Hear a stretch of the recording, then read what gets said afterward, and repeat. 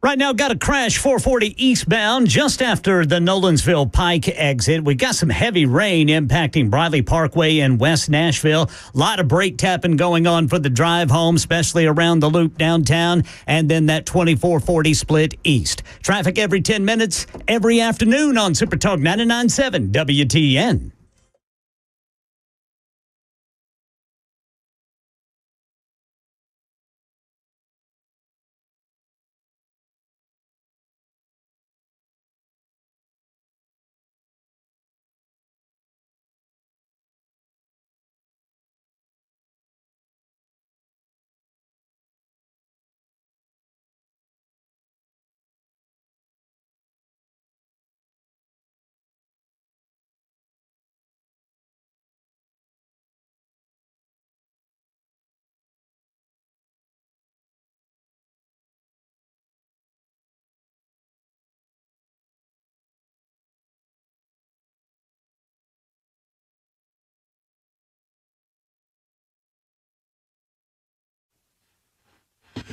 Hey, good afternoon, everyone. I'm Brian Wilson. I am your friend and radio buddy, and at 3:06, this is the drive for Friday.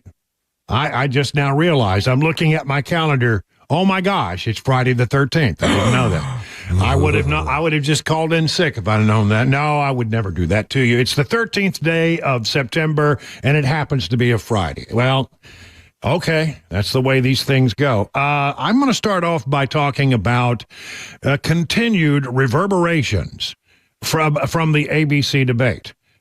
Did ABC have its thumb on the scale? Absolutely. Was it pre-planned? Did they go into it with the idea that indeed they were going to be in favor of Kamala Harris and not in favor of Donald Trump? They were going to fact check Trump, but not her. There's an allegation that somebody's floating around with some kind of deposition or affidavit that says that this was all part of the plan. This is said to come from an ABC employee. That, to my knowledge, has not truly emerged yet. Heard about it. People are talking about it. Haven't seen it. So I don't know if that's true or not. But, I mean, clearly, anyone who watched the debate can come away with the sense that the ABC crew was in the tank for Kamala Harris. It certainly appeared that way. And I've got a little thing here from Lindsay Davis, who was one of the moderators. This is from FoxNews.com. ABC News anchor Lindsay Davis admitted in a post-debate interview that her fact-checking of former President Trump was influenced by the earlier debate that went disastrously for President Biden.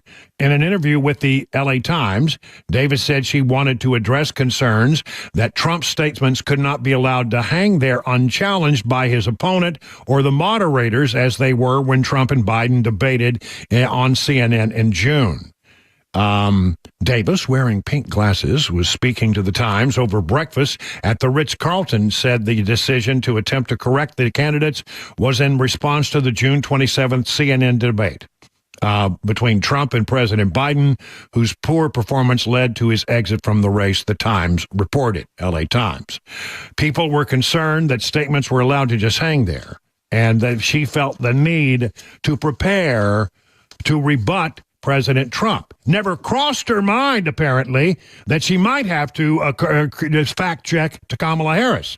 I got a story right here. We did it yesterday. I won't bore you with it again, but it's from the New York Post that goes through all of the things that Kamala Harris said that were incorrect, that should have been fact-checked. Like she said, as of today, there's not one member of the United States military who is in active duty in a combat zone or any war zone around the world. First time in this century. Not true. Simply not true. There was a thing about Project 2025. Oh, my gosh, here we go again with that, saying it was Trump's plan. Not Trump's plan. Nobody fact-checked her on that. What about the claim that Trump took out a full-page ad in the New York Times calling for the execution of 5 young black and Latino boys known as the Central Park Five? No fact-checking on that. Kamala's claim about fracking was not countermanded or checked by the folks at ABC News. I mean, we could go on and on. I think Dan Mandis the other day outlined 16 things that Kamala Harris said that were false. But there was never one fact check on Kamala Harris. Clearly, they went into this debate prepared to correct Trump, but never imagined they might have to also correct Kamala Harris, and they failed to do so. You're not going to believe who thinks that there needs to be an internal investigation. On the John Solomon podcast, Just the News, he talks to Democrat pollster Mark Penn. Mark Penn was aligned with the Clintons and very much a part of their successful run for the White House. Well, one successful run for the White House, one that was unsuccessful. But he was very much he's very much a Democrat. He does look at the polls and he believes in honesty in the process. And I want you to listen. This goes about 3 minutes. But I think it really is worth hearing what Democrat pollster Mark Penn had to say to John Solomon, the reporter. They still have another 50-plus days to kind of sort this out. So it's not over. But it may be heresy. But I care less about who wins than I care about the process, because I believe ultimately, if the process is really fair and people get to see the choices, the voters over time will make good decisions. But when the process is, let's imagine in that Biden debate in June that those moderators had acted like ABC. And let's say they interrupted Trump 3 or 4 times and said, that's a lie. Biden might not have dropped out. Biden might have been perceived to be the winner of that debate. Or at least good enough in that debate. But in that case, the moderators let the two of them have a fair debate, and the public was able to make a fair conclusion that Biden really certainly wasn't up to a second term, let alone the first term. And that's why it is so important that people who are the keepers of these democratic institutions, and the press is on the front lines, give the voters, treat the candidates in an equal, even-handed way so that the voters are seeing the real game, okay, and not a staged wrestling match. So I think that's so important. And it's, like I said, because if you're trying to stage manage all the outcomes, then, the voters are catching on. So I think that the public now is really, they already were suspicious of the media. And now I think the media, rather than correcting itself so far, is doubling down on some of these bad techniques. And if you're sitting at ABC now, there's half or more of the country frustrated with you. There hasn't been any concessions. There wasn't a correction to the erroneous fact check on one of the Trump questions. What would you advise ABC for the good of the country, for the good of journalism, for the good and future of presidential debates? Is there something smart that ABC as a corporation could do to address the frustration that people had on Wednesday morning? I actually think they should do a full internal investigation, hire an outside law firm. Wow. I don't know how much of this was planned in advance. They didn't happen to, they called the city manager of this town. I don't know what they planned in advance. I don't know what they told the Harris campaign. I think that the day after suspicion here is really quite high, and I think that I think a review of all their internal texts and emails it really should be done by an independent party to find out to what extent they were planning on in effect, fact checking just one candidate and in effect rigging the outcome of this debate. And I think the situation demands nothing less than that. Well, I mean, when you hear someone like Mark Penn, who, regardless of the fact whether, he's a Democrat or a Republican, he's pretty respected in political circles as being someone who knows the game.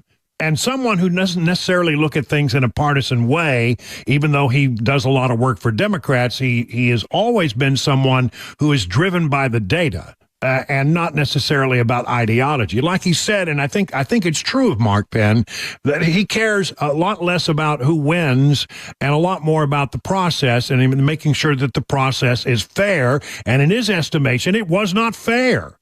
I mean, everybody said the night of, and I was among those who said I didn't think it was a particularly good night for Donald Trump, and that it probably was a better night for Kamala Harris.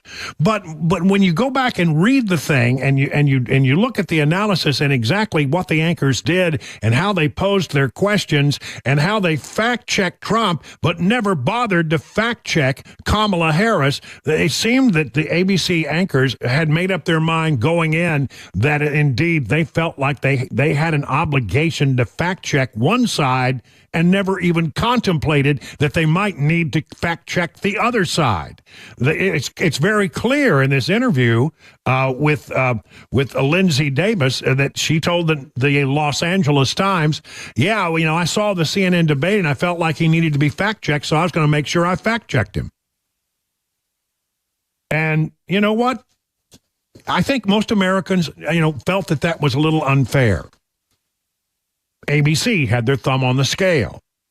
ABC, as I said, was probably the big loser in all of this. And we all sort of knew it was going to be 3-on-1, and indeed it turned out to be that way. But ABC, did they rig this? And are there internal emails? And are there, I've worked in a major network newsroom, and I'm telling you, the computer systems there have an internal messaging system.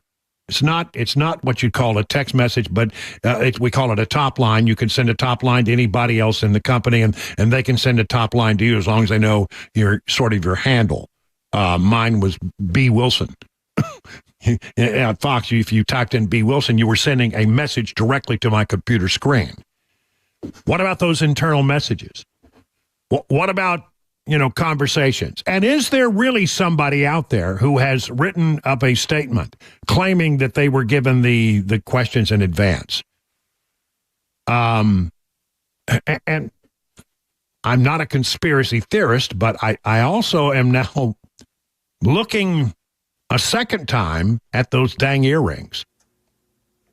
I mean, the earrings were, according to some, very similar to a kind of earring that can be used as a communication device. It's basically they're designed as Bluetooth earpieces that you clip onto your ears, and you could be able to hear stuff from them, like if you've ever used earbuds. So they're sort of like earbuds, but they don't get inside the ear. They sit outside the ear, and there's a company that makes them, and they look like earrings. And so they're designed so that you can wear earbuds, but not have to have those ugly things sticking out your ears.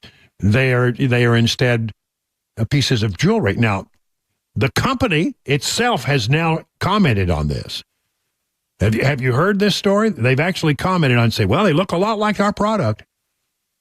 And he said, well, we're going to have to design something for men. And then they joked, but we don't really think that they look good in orange. But I mean, but they do admit in their article, they say, I'll read you the article later. They actually do say, you know what? They sort of look like our earrings. So I don't know.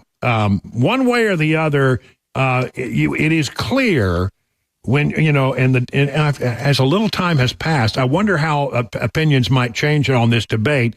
It becomes more and more clear, and people begin to hear more and more about, things that Kamala Harris said that turned out to not be true, that were never fact-checked in real time by the anchors. And by the way, some of the fact-checking that they did was incorrect. Their facts were incorrect. ABC's facts were incorrect. About the crime data, for example, it's never a good thing when you have to argue with the moderator of the program. But Trump was right about what he said about the crime statistics. So I think that in the initial going, it was not a great night for Trump. Probably a better night for Kamala Harris.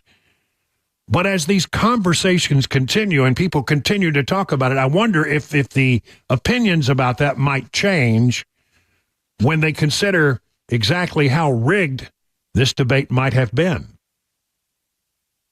20 minutes now past the hour.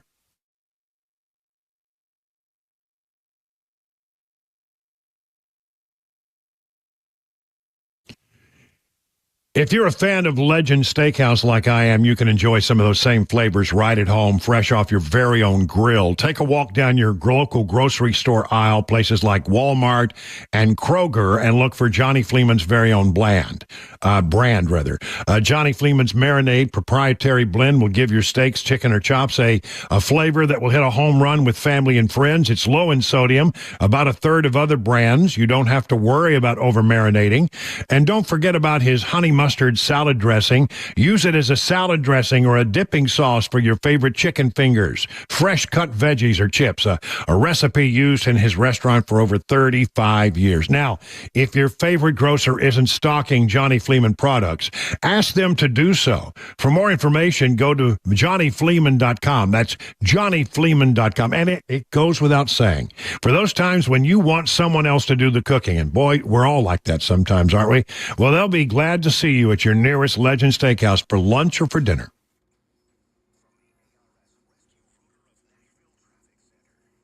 I got a crash 440 eastbound right after the Nolensville Pike. That is going to be exit 6 there on 440 eastbound. A lot of brake tapping now around that loop downtown trying to get out of town.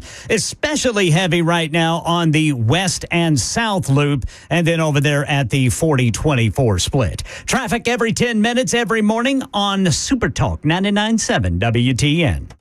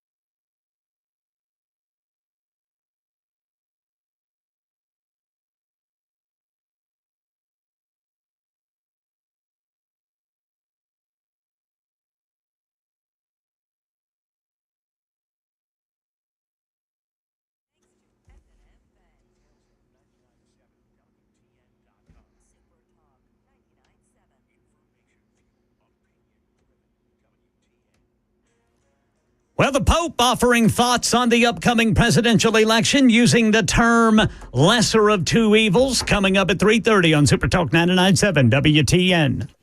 That is Ken Weaver in the newsroom wearing his OU baseball hat today. Although he's more of an OU football fan, I would say. That's right, football. And there in the control room wearing his Georgia Bulldogs jersey. Yeah, baby. Is Chris Weber. He's a big Bulldog fan. And I'm Brian Wilson, and I'm wearing a hat emblazoned with a mosquito. I don't know why. My hat has a mosquito on it. And it is the season. People say, Brian, why do you wear a hat with a mosquito on? I said, I don't really have an answer for that, except that I bought the dang hat. It wasn't given to me. A lot of gimme caps you just wear because somebody gives them to you. Yeah. I got a closet full of them. People always bring me hats, it seems, but I bought this hat, and I don't know why. I was led to buy a hat that has a mosquito on it. Well, that's a good looking hat. Yeah. It's a good looking mosquito too. I mean, but no mosquito. Fella, yeah. Yeah. You probably said mosquito. You probably said, I've never seen a hat with a mosquito on it. I must have it. I gotta have it. But I wear this every so often, and people always ask me, "Is that a mosquito on your hat?" A gigantic you start waving mosquito. At it. That's right. It was a big one too. Well, anyway, that is a big old mosquito. Yeah. So the weather deal. What's going on downtown right now? Well, right now it looks like the sun has come out and it's starting to dry things off a little bit. But we're starting to get what looks to me to be some pop-up showers. I mean, the atmosphere right now, we've had the sun out today warming things up, and so now you've got these pockets of showers popping up. We got one that just now popped up in front of me on radar. It is right now just to the east of the 65-24 split north of downtown. Pretty heavy rain there. And then back to the west, just north of Ashland City, we got some pretty heavy rain there. So maybe finally, Brother Brian, we're going to get these waves of rain they were telling us about. Look, I began to look at it yesterday and say it looks like that the heart of the thing was going to go more to the west of us. But now you're right. I'm seeing they're coming up out of nowhere, and look, what you have is a real a great deal of moisture and unsettled air. Mm-hmm. There's a lot of unsettled air, and that will cause you some thunderstorms. So you're right. There's still a lot of spinning going on, but not as much moisture, I think, as they had anticipated. I think that's fair to say, at least right now. Yeah, Memphis is still getting. Memphis is still getting rain. Yeah. So and I'm looking down to where if you're going down in Florence, Alabama, between Florence and Huntsville, they're getting a lot of rain. There's a train of wave that's going through there. Yep. Maybe we'll get more of it, but I think it's probably fair to. Would you say fair to say that it's not as much as we sort of thought we might get? Yeah, because I mean, they were talking about yesterday, Middle Tennessee could get up to 4 inches by the first part of next week. But right now, I just don't see that. Yeah, that shower we had, like an hour ago, was the first one that I've seen. Yeah, and it was a small. It was a pretty intense rain, but it was a small little cell. Yeah, so I don't know. We'll keep watching it. As I look at it, though, right now, still a lot of turbulence throughout the southeast. Birmingham, Columbus, Tallahassee, all these places are still, dealing with the remnants of this particular storm, and so we'll keep an eye on it. But maybe we dodged a bullet, except that we really did need the rain. Yeah, that was the thing. True. Yeah. We did, man. Also good news, though, that we seem to be, the sun isn't warming things up too much. Temperature's still in the 70s, so that's a good thing degrees, for the, the possibility of the tornadoes, which we don't want to see. Woo, let's keep our fingers crossed on that, boys. All right. So I don't know, who are the Bulldogs playing? Kentucky. Wildcats. I'm going to be at the game tomorrow up in Lexington. You are? You're going to go up and watch the game? Uh-huh. All right. And who are the Boomer Sooners playing? Sooners are playing the Tulane Green Wave in Norman, and if we don't score more than 16 points, we might lose this one. The Sooner offense, very underwhelming, Brother Brian. Very underwhelming. That's still early. And there are no teams that are represented by the mascot, the mosquito, so I don't have anything You know what? I bet there is. There's got to be some somewhere. There's some mighty mosquitoes. Yeah, baby. I got to tell you, I talking about sports, I'm awful proud of the fact that I came from a very famous high school. I came from Permian High School in Odessa, Texas, home of the mighty Mojo, and if you've ever seen Friday Night Lights, it's all based... everything is all based on my high school. One of my favorite Sooners, Darrell Hunt. Moose, we used to call him. Yeah. I went to school with Moose. He was good. He's real good. But anyway, one way or the other, it's a very famous school, and I'm getting ready to go back tells you how damn old I am, to my 50th high school reunion. Ooh. All right. Now, the other day, when we were doing the live remote down there in Cedar Creek, a guy walked in with a big black cat head. And, he was all part of that cat meme thing that was going around. Oh, yeah. And so when we got through with the broadcast, I walked down and said, I need that hat. I need that hat. I need that head, that big black cat head, because it looks to me like a panther. Yes, that's right. A Permian panther. Yep. And I am going to walk into my high school reunion. It's in October. I'm going to take one day to go to my reunion, and I'm going to wear that into the reunion. Yeah. Dude, and nobody will know who I am. You're going to start rumors, man. There's going to be rumors of giant cats in West Texas. Who in the world is that guy wearing that stupid cat head? But I'm going to take it off. Oh, it's just Wilson. Oh, it's Wilson. He's the kind of guy who would pull a stunt like that. You remember how goofy he was in high school? All right, time for the news. 31 past the hour.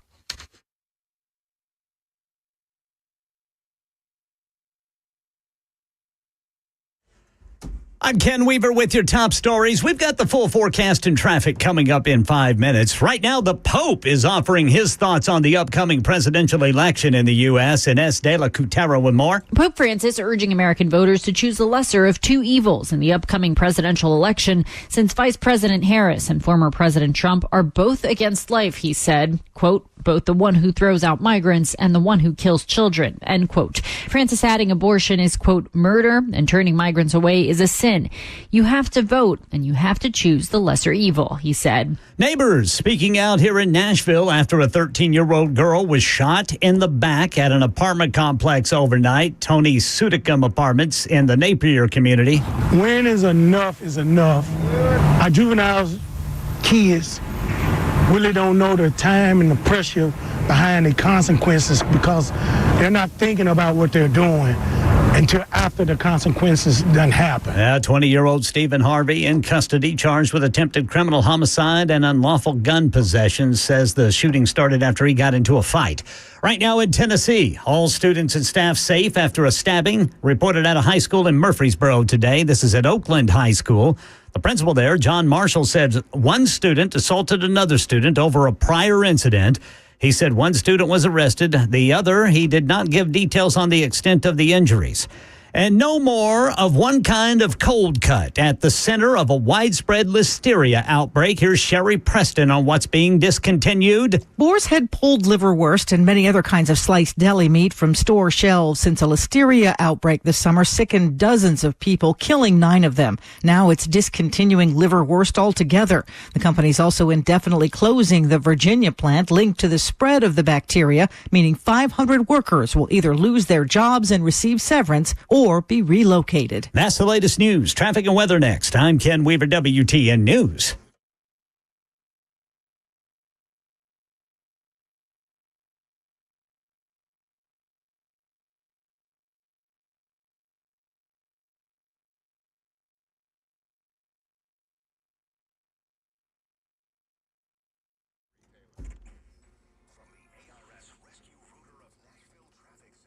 Still showing a crash 440 eastbound at Nolensville Pike, and we still have a pocket of heavy rain right now. It is outside of downtown, kind of northwest over there toward Ashland City. But the rain that has fallen causing a little more brake tapping now. It's pretty heavy. The South Loop downtown, and then if you're heading north on the East Loop up there toward the 65-24 split. Traffic every 10 minutes every morning on Super Talk 99.7 WTN. Hey, it's Dan Mandis, and I am so glad that California Closets has fixed my closet catastrophe. After exact measuring and planning, they came over and got to work. Yeah, once it was all plotted out on their 3D CAD system, the pieces are measured, cut, and precisely installed into my space. It was clean, fast, and professional, and above all, my new closets look and function great. Now, this was my dormer, and now this is my new dormer thanks to California Closets. Look at all of this added space for shirts and shoes, you name it, and it is cut so precisely, simply amazing. And my old closet that has now been reborn as the ultimate in style and functionability, making the best use of the space that I had. They can work on just about anything: bedrooms, garages, home offices, closets, pantries, and so much more. find them online, CaliforniaClosets.com, and see what they can do for you. You can schedule a free design consultation. Mention my name, CaliforniaClosets.com.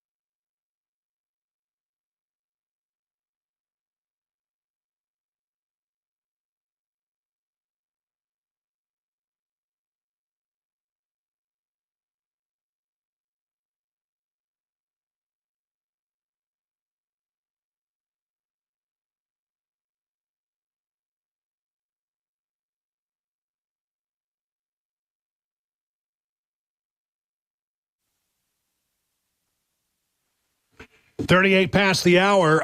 You know what I forgot to mention before we went to commercial break is that, you know, we're doing things a little differently these days because we, at 5:35, we have the Three Amigos. So we have moved, officially last week, we moved Fone URFARB Friday to 3:35 and 4:35. So, ladies and gentlemen, help me out here. It's time for the early round one of Fone URFARB Friday.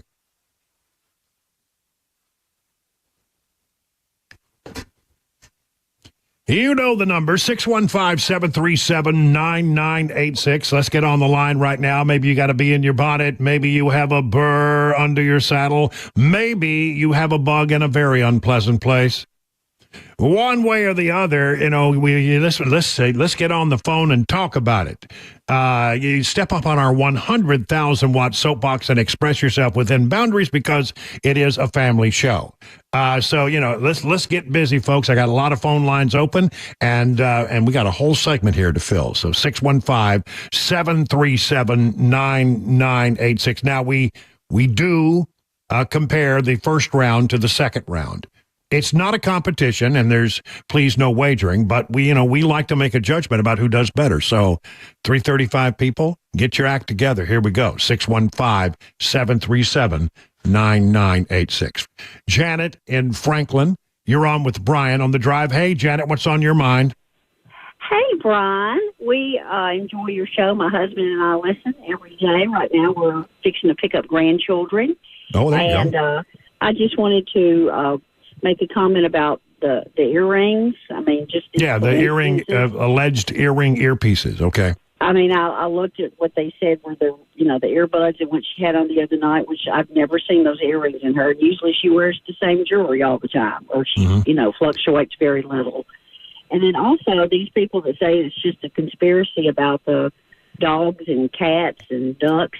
I mean, you're seeing too many pictures and hearing too many reports for this all just to be made up. Yeah, I'm going to tell you that about that. There was a picture of a guy with a duck, and that's been discredited as not being from Springfield. There has been a lot of talk about dogs and cats, but I've not been able to find an authoritative thing. There's a video out there of a police cam that turned out to be from Canton, Ohio, and it turned out to be that the woman was not Haitian. So again, there's a lot of stuff out there. The one thing that does seem to be true, because there's a police call, and we've heard the audio. I played it yesterday a couple of times. Is that, some geese have gone. But you know what? I'm glad you brought it up, because in the 4 o'clock hour, I'm going to play a soundbite that will sort of, okay, if it happened with dogs and cats and ducks and geese, okay, maybe it did, maybe it didn't, I don't know. But here's what I do know. It's a bad situation in Springfield, Ohio. It's a horrible situation. And people have lost their lives as a result of the things that are happening with the Haitians in Springfield, Ohio. And you'll hear from a woman who had that experience. So, yeah, again, thank you so much for the call. I'm open to, whatever we find that's provable. But, I mean, a lot of the stuff that's out there has been shot down pretty reliably, with the exception of the geese. Apparently the geese, it's accurate to say that they were, somebody was taking the geese, and they were Haitians. Let's go to Joey and Lafayette. Hey, Joey, you're on with Brian on the drive. Joey, what's on your mind? Am I? Yep, you're up. So you were talking about the Pope earlier.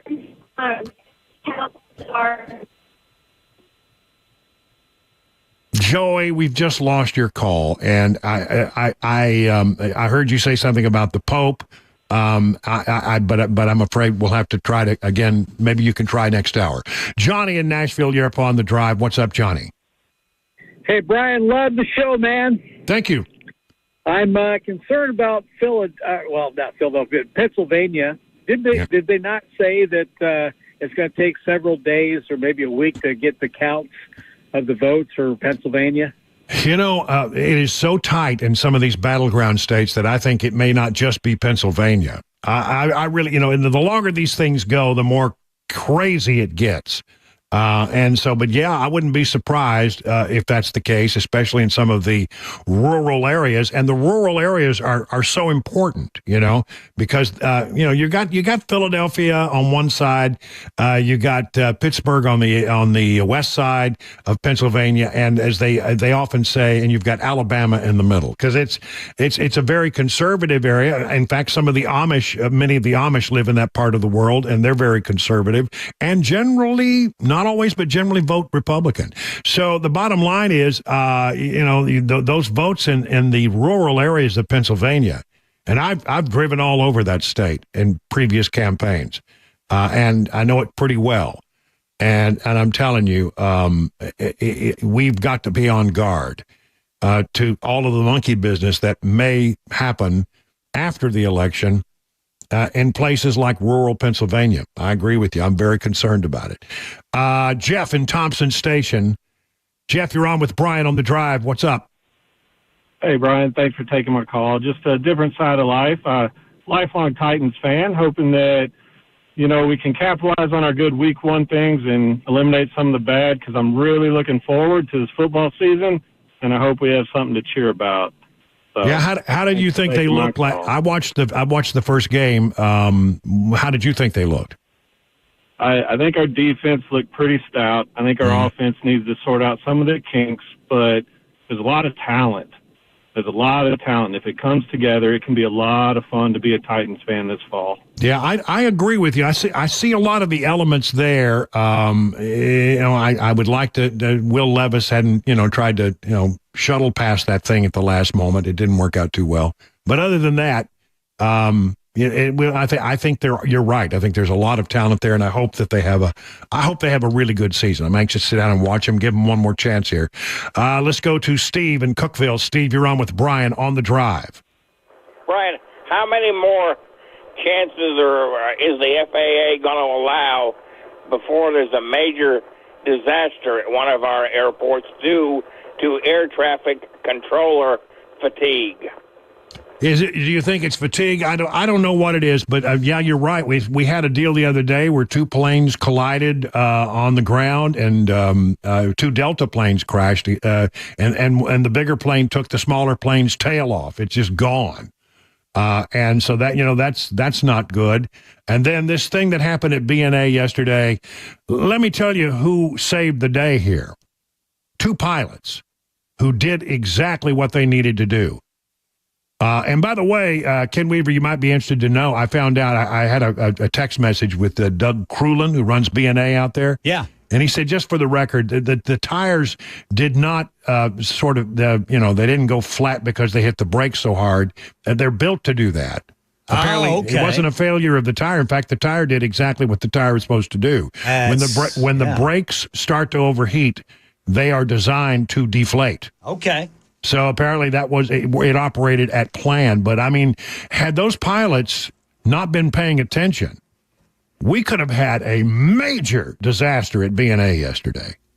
So, again, when you hear the pilots, there'll be a complete investigation as to what went wrong. But you're right, Steve, when you make a larger point that seems like we're hearing a lot of stories like this around the country, not just here at BNA. Thanks for the call.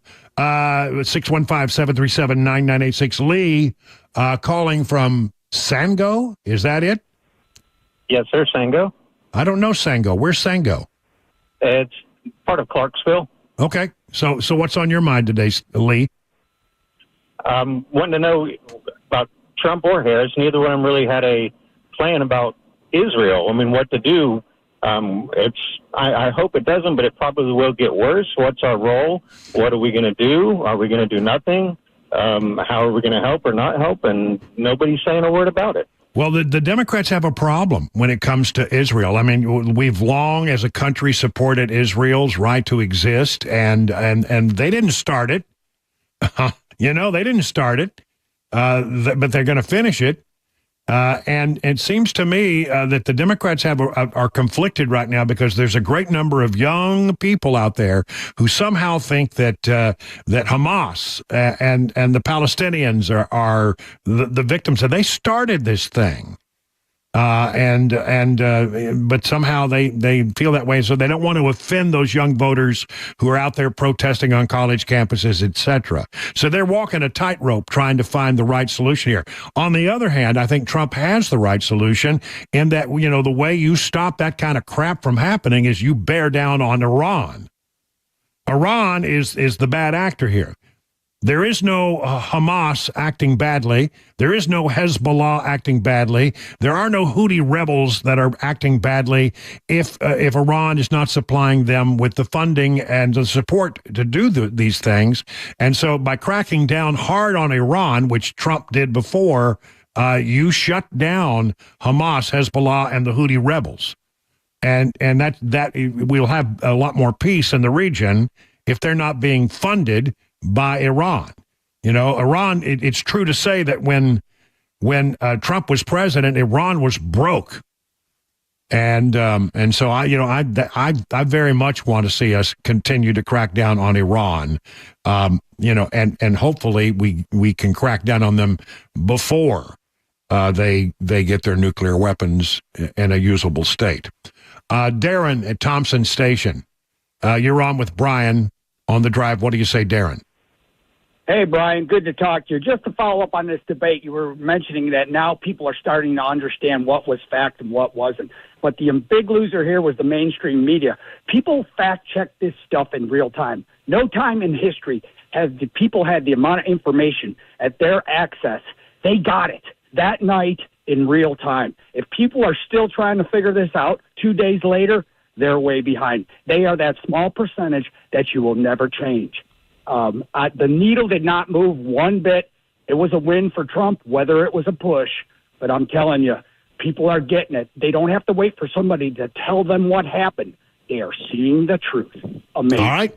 I appreciate it. Strong point of view there from Darren. I appreciate you. Tisha, out on the road, wrap us up. Hey, I just wanted to say two things. One, I did see those earrings on a page from Tiffany's that are identical. She's the only one that can shop at Tiffany's, so I'm not sure those are electronic devices. I have seen that as well. The other thing I want to say is this confusion, I guess you would call it, where people are going to the ABC did cheat. It's clear, but when they start investigating it, they're going to drag it and drag it. Time is of the essence, and then when they do find out, yeah, they cheated. Well, Kamala might already be the president, just like the laptop. Too late. Yeah, they cheated, but Joe's the president, so we're still screwed either way because they'll drag it until the election, and then I feel like that'll be that, and we'll say, oh, shouldn't have happened. Slap them on the hand, but the damage was done. Yeah. The thing about it is ABC knows their audience, I think. And I think their audience is not clamoring for an internal investigation. It would have to be internal because there's no obligation of ABC to open it up for an outside investigation. It would have to be like you hire a law firm to find out the answer. That would be the proper thing to do. If they got nothing to hide, then there's nothing to hide, right? What's the harm? But you're right. I think the previous caller was right too. I think people are really, I think people, you understand that in the age of the internet, people can fact check this stuff on their own. 52 past the hour.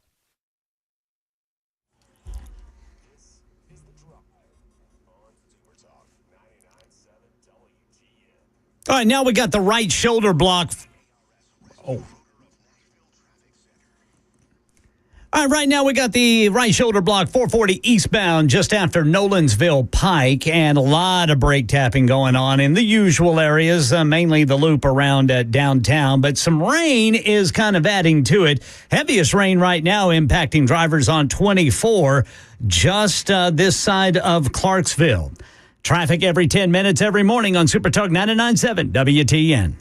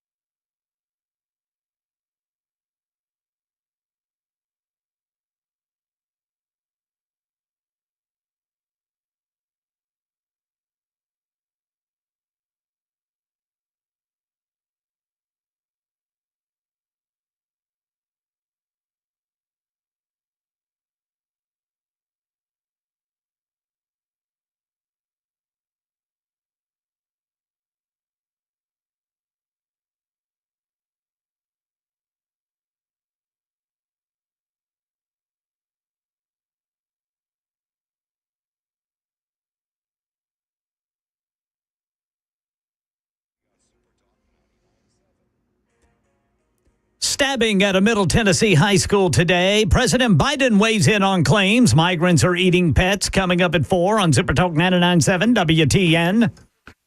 It's 57 minutes past the hour. Taking a look at the markets. Another good day on the market. Dow Jones Industrials up nearly 300 points, 297 points.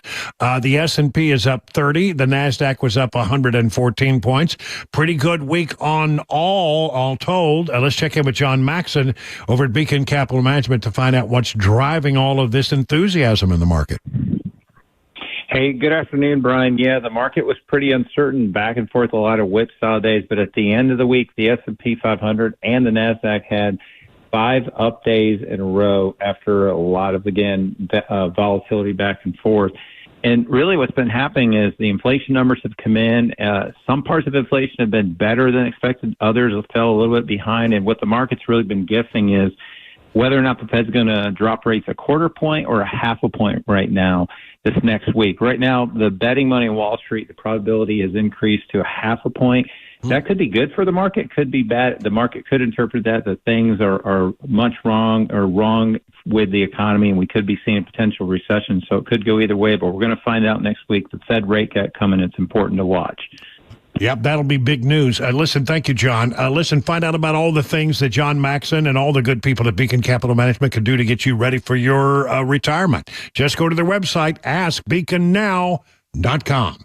59 past the hour. Grace Point Healthcare provides affordable, convenient, and comprehensive medicine. Basic Smart Care plans. Listen, this is a good deal. Just $69 a month, and you'll get free office visits and free basic labs and diagnostic tests for a whole year. At Grace Point, you usually see the same day or the next day, and there are no long wait times in the waiting room. It's your primary provider that treats the entire family from newborn all the way to seniors. Now, it's important to know, and you may be feeling it, fall allergy season is here. Don't suffer through another seasonal change. Get complete testing and treatment and enjoy the beauty of fall this year. Grace Point is a military veteran-owned practice located in the heart of Franklin. Call this number, 615-599-6868, to schedule your next medical appointment. Grace Point Healthcare, it is modern medicine delivered the old-fashioned way.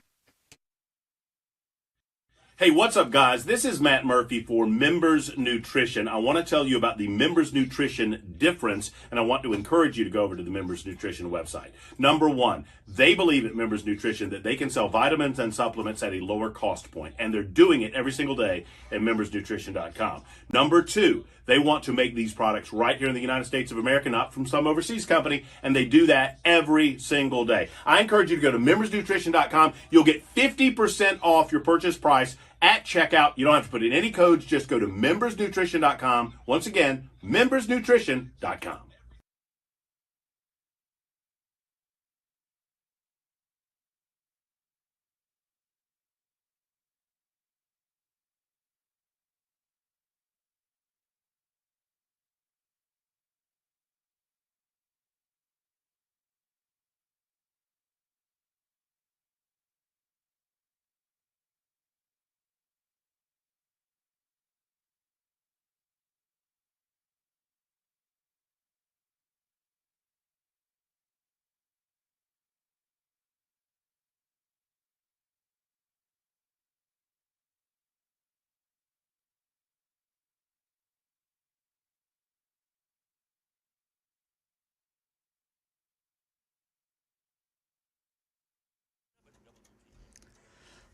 I'm Ken Weaver with your top stories. Right now, the heaviest rain is north of 40, west of 65. It is very isolated, but heavy. Right now, just southeast Clarksville getting in. Then there's a heavy cell just south of Springfield. Just some heavy rain. That's all.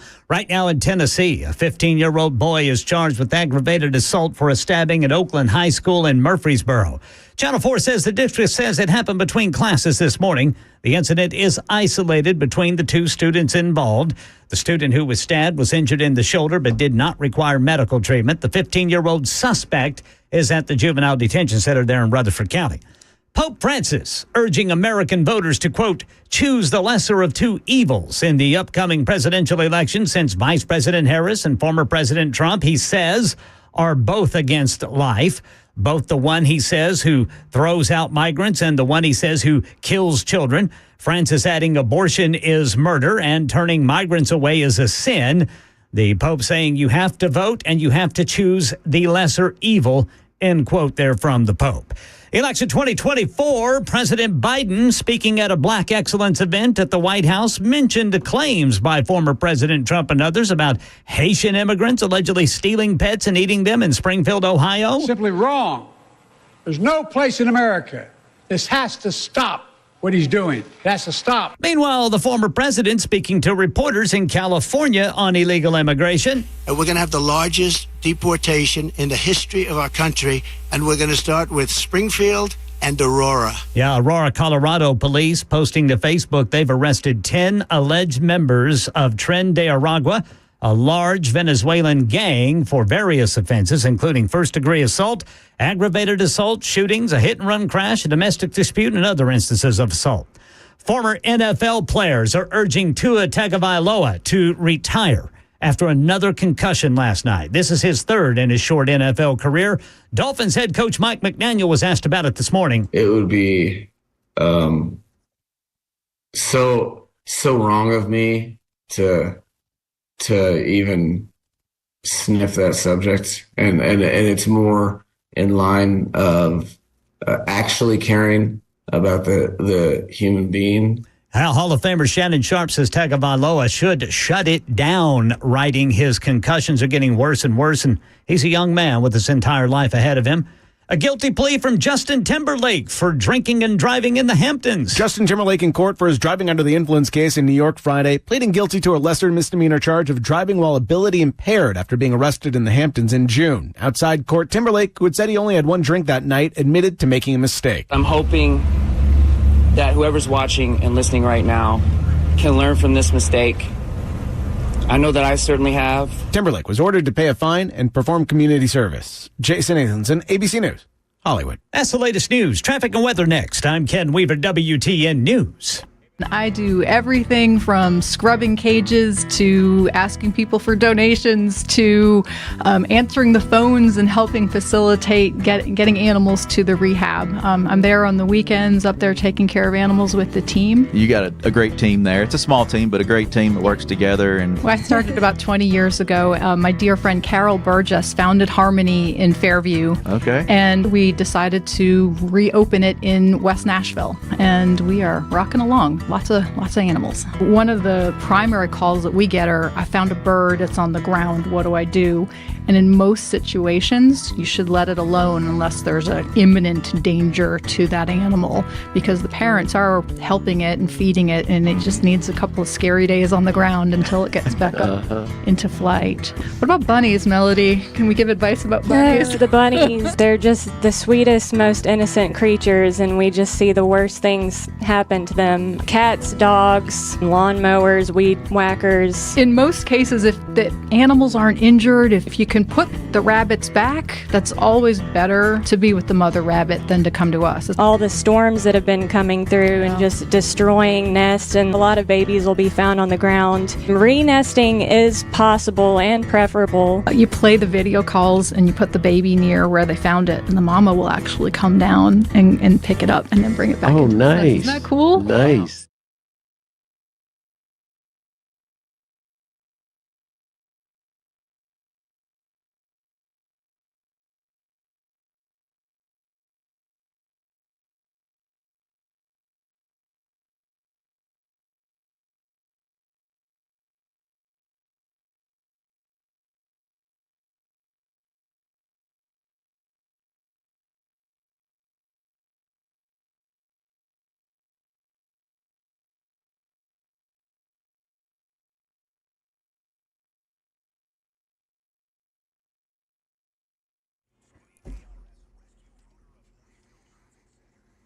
Still seeing the right shoulder blocked by that crash, 440 eastbound at Nolensville Pike, and then very heavy stop-and-go traffic around the South Loop downtown, then the West Loop, trying to get up to that 65-24 split.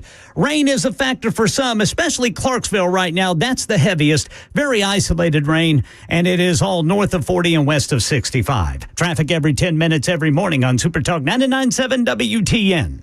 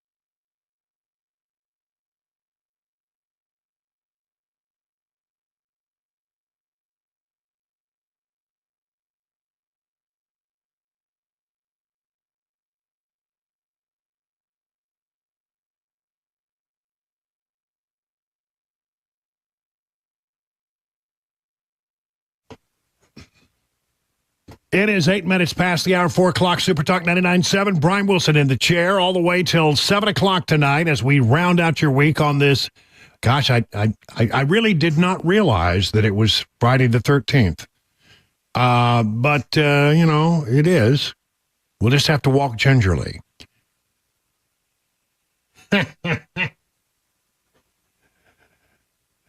It's Friday the 13th. Think. All right, we're gonna go ahead and pretend that everything's gonna be fine. It'll be fine. It'll be fine. I tell you, it'll be fine. Stop it. We got a lot of ground to cover here, and a reminder that at 4:35 at the bottom of the hour, after the news and all the traffic and that stuff, we're going to be doing our round 2 of Fone URFARB Friday. Round 1 at 3:35, pretty tough. 3 has been strong last 2 weeks. The 3 o'clock people have been strong. Yep. So 4 o'clock people, you gotta bring your best A game on that. All right. I want to start by talking about the very latest information regarding the assassination attempt on Donald Trump at Butler, Pennsylvania. You know, the FBI is investigating the crime itself, even though there'd be no prosecution against the shooter because the shooter was neutralized at the scene. They're doing that investigation. The Secret Service is conducting an internal investigation, and so is the Department of Homeland Security to some degree. But, that's like, investigating yourself, I don't think is always a good policy. I am very pleased, extremely pleased, that there are 2 bipartisan investigations on Capitol Hill. And by that, I mean truly bipartisan. Republicans and Democrats both feel like they need to get to the bottom of what went wrong in Butler and to solve those problems and to make sure that, candidates who run for office and our president and vice president are always safe. What went wrong?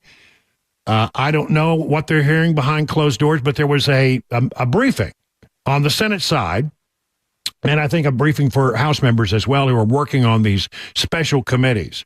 A briefing by the acting director of the Secret Service, Ronald Rowe. And just listen. This goes, again, it's 3 minutes worth of sound, but I think it's really worth your time to listen to this. This is Democrat Senator Richard Blumenthal. There's no more liberal member of the Senate than Richard Blumenthal.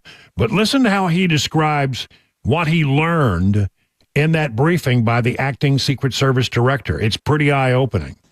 I think the American people are going to be shocked, astonished, and appalled by what we will report to them about the failures by the Secret Service in this assassination attempt on the former president.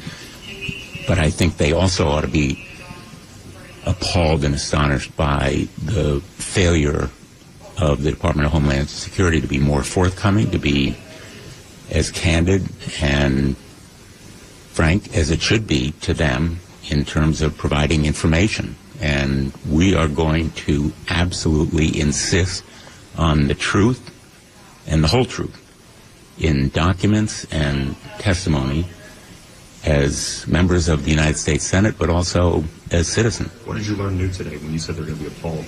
I'm not going to go into what we have learned in specifics. I'm giving you my reaction. And we will have a report very, very soon that I think will absolutely shock the American people, or it should, about the lapses and lags in the protection that was afforded that day. I mean, you get the impression that Blumenthal came out of that, pretty sobered up about what he had heard. That the information must have really been pretty shocking for him to react this way. And the breakdown in communication, failure and responsibility. I mean, is there a level of urgency to get this information out as soon as possible because of the void that's being filled with conspiracy theories about what happened on that day? That is a really critical question. The failure of the Department of Homeland Security to be more forthcoming fuels the conspiracy theories that have no basis in fact. If government officials fail to be factual and forthcoming, the petri dish for the virus of untruth and conspiracy theories is made all the richer. We have an urgency, we have an imperative to get the facts and make them public, all of them, as soon as possible. I cannot say more passionately how urgent I feel this mission is, because the American people need and deserve to know the truth, even if it's embarrassing. Because the way to avoid these kinds of catastrophes in the future is to have the truth made known to the American people. To that end, do you feel the Secret Service has made the necessary adjustments immediately, given the fact that we are at the height of a presidential campaign with so many different protectees under their charge? I am satisfied that the Secret Service had made improvements that provide much stronger safeguards, and that it is knowledgeable about the lapses that occurred, the failures that contributed to this assassination attempt being as close to successful as it was. I think the procedures, the protocols, and the practices have been improved. We'll see whether we're completely satisfied with them, because we're only beginning to learn about how the Secret Service is doing things differently. I just want to stress to you, this investigation is completely bipartisan. We are totally on the same page. We are working together in a very bipartisan way. It's one of the most bipartisan investigations that I've headed. So, I mean, a very sobering interview given by Richard Blumenthal, who is usually, I must say, as a Democrat, one of the most partisan members of the Senate. But he's talking about this as if, we're working hand in hand here, and this is bipartisan, and we're going to get the answers. Over on the House side, Representative Jason Crow is the lead Democrat on the Trump Assassination Task Force, told Fox News that the briefing with Acting Director Ronald Rowe of the Secret Service was, quote, a very lengthy and very candid discussion. They discussed the failings that occurred that day and what's been done to fix it, as well as some of the resourcing constraints the Secret Service has faced this election cycle. He made an outline of their internal report and briefed us on their internal mission evaluation, which is now complete. So the Secret Service has at least completed the investigation. So there you go. So interesting. There's also other information that's coming out through whistleblowers. And whistleblowers, for one reason or another, have decided to share a lot of information with Senator Josh Hawley of Missouri. And here he is speaking last night with Jesse Waters. What I'm learning now is that the lead advance agent that day in Pennsylvania, this is the agent that was in charge of Trump's entire trip in Pennsylvania, that this agent actually failed one or more of her training exams when she first joined the Secret Service. I mean, the pattern that is emerging here from whistleblowers who've come forward to me now over and over again is that the Trump rally was undermanned, it was understaffed, they did not have people who had experience on it, and now this advance agent, I'm told, may have failed one or more of her training exams and was known not to be a top quality agent. I mean, this is absurd, and the fact that the director will not level with the American people about what's going on here is just totally unacceptable and unbelievable. Director Cheadle, we know, had a priority to make 30% of the Secret Service women. So this woman fails, maybe once, maybe twice, maybe more, and doesn't matter. Cheadle still makes her in charge of the protective site detail for Butler, knowing that there was an Iranian threat. Yeah, see, this is what's so hard to understand, is that if this individual had failed one or more of her training exams, if she was known not to be really one of the Secret Service's top agent, she's in the Pittsburgh office, why was she put in charge of the entire trip, Jesse? I mean, the whole thing. She was in charge of the whole works from the time the president landed to the time he went to Butler. It's just totally inexplicable. And Jesse, one other thing. I'm told by people who are close to and have knowledge of the Secret Service's own internal investigation that the Department of Homeland Security is leaning on the Secret Service not to comply with document requests to Congress. I mean, this is really getting to be outrageous. The American people need the truth here. Yeah, there's a cover-up going on. Now that's definitive. All right, so that was Josh Hawley talking to Jesse Waters. In the meantime, this is interesting, I think.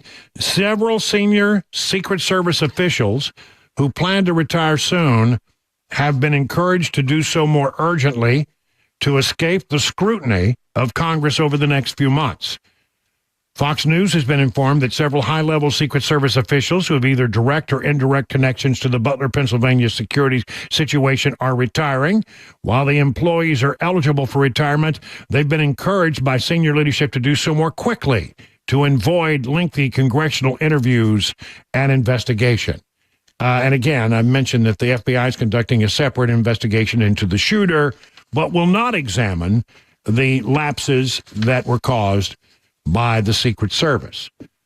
Look, my sense of this is you rarely see Republicans and Democrats coming together in such a very bipartisan way. They want to get the truth. I mean, each side has something that they care about deeply here. They want to make sure that our public officials are protected and have everything they need, and to make sure that protection is real. Again, I know that there are a lot of theories. People have theories about what happened, and some of them I think are not valid. I'll be honest. It is coming down to me to a real clear lapse, and the lapse had to be in the way the Secret Service was being managed by Kimberly Cheadle in a Biden administration that placed a high priority on DEI policies. The entire agency was weakened by DEI policies. And I think that and the horrific lapse in judgment about communications that day, about the perimeter, it all comes down to having somebody who was unqualified to be there making the major decisions and thinking everything was going to be okay. This individual, I think, is largely the result of these DEI policies that were promulgated on a department by Kimberly Cheadle at the behest of the Biden administration. So a lot of this lies at the feet of the Biden administration, and I hope that they won't pull their punch on pointing that out. 21 past the hour.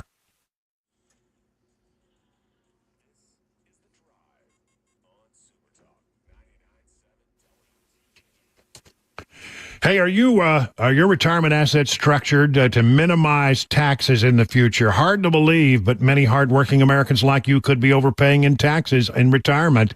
You may be taxed on an IRA, a 401k, or any other tax-deferred retirement accounts. Beacon Capital Management is here to give you peace of mind. With the threat of massive tax increases just around the corner, your nest egg could be in trouble unless you take advantage of defensive tax-saving strategies now. Defend your hard-earned retirement savings by scheduling a free retirement tax reduction analysis today. No cost, no pressure, no obligation. If you've saved more than $250,000 for retirement, don't wait any longer to schedule your free retirement tax reduction analysis from Beacon. Just call this number, 615-488-9303, or visit askbeaconnow.com.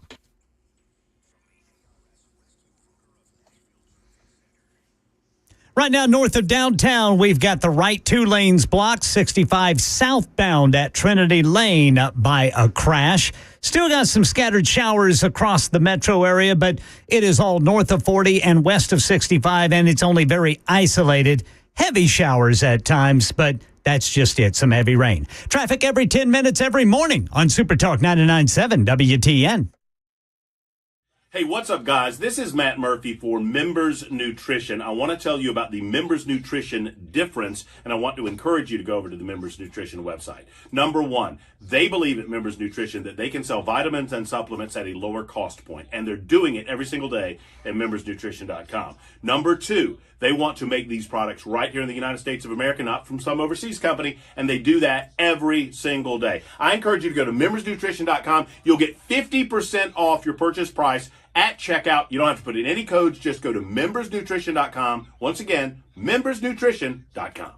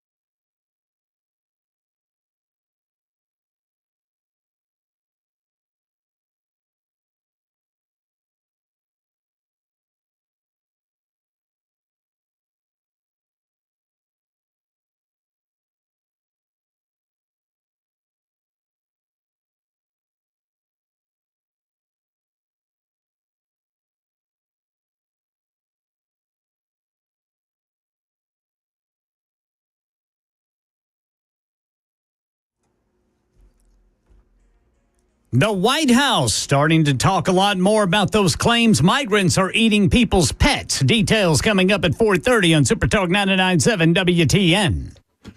25 minutes now past the hour of 4 o'clock on Super Talk 99.7. I'm Brian Wilson, your friend and radio buddy, and I am so glad that you're with us on this Friday the 13th. We'll get through it together, hopefully without any black cats or having to walk under any ladders or stuff like that. Oh, my. Kill. Are you done yet?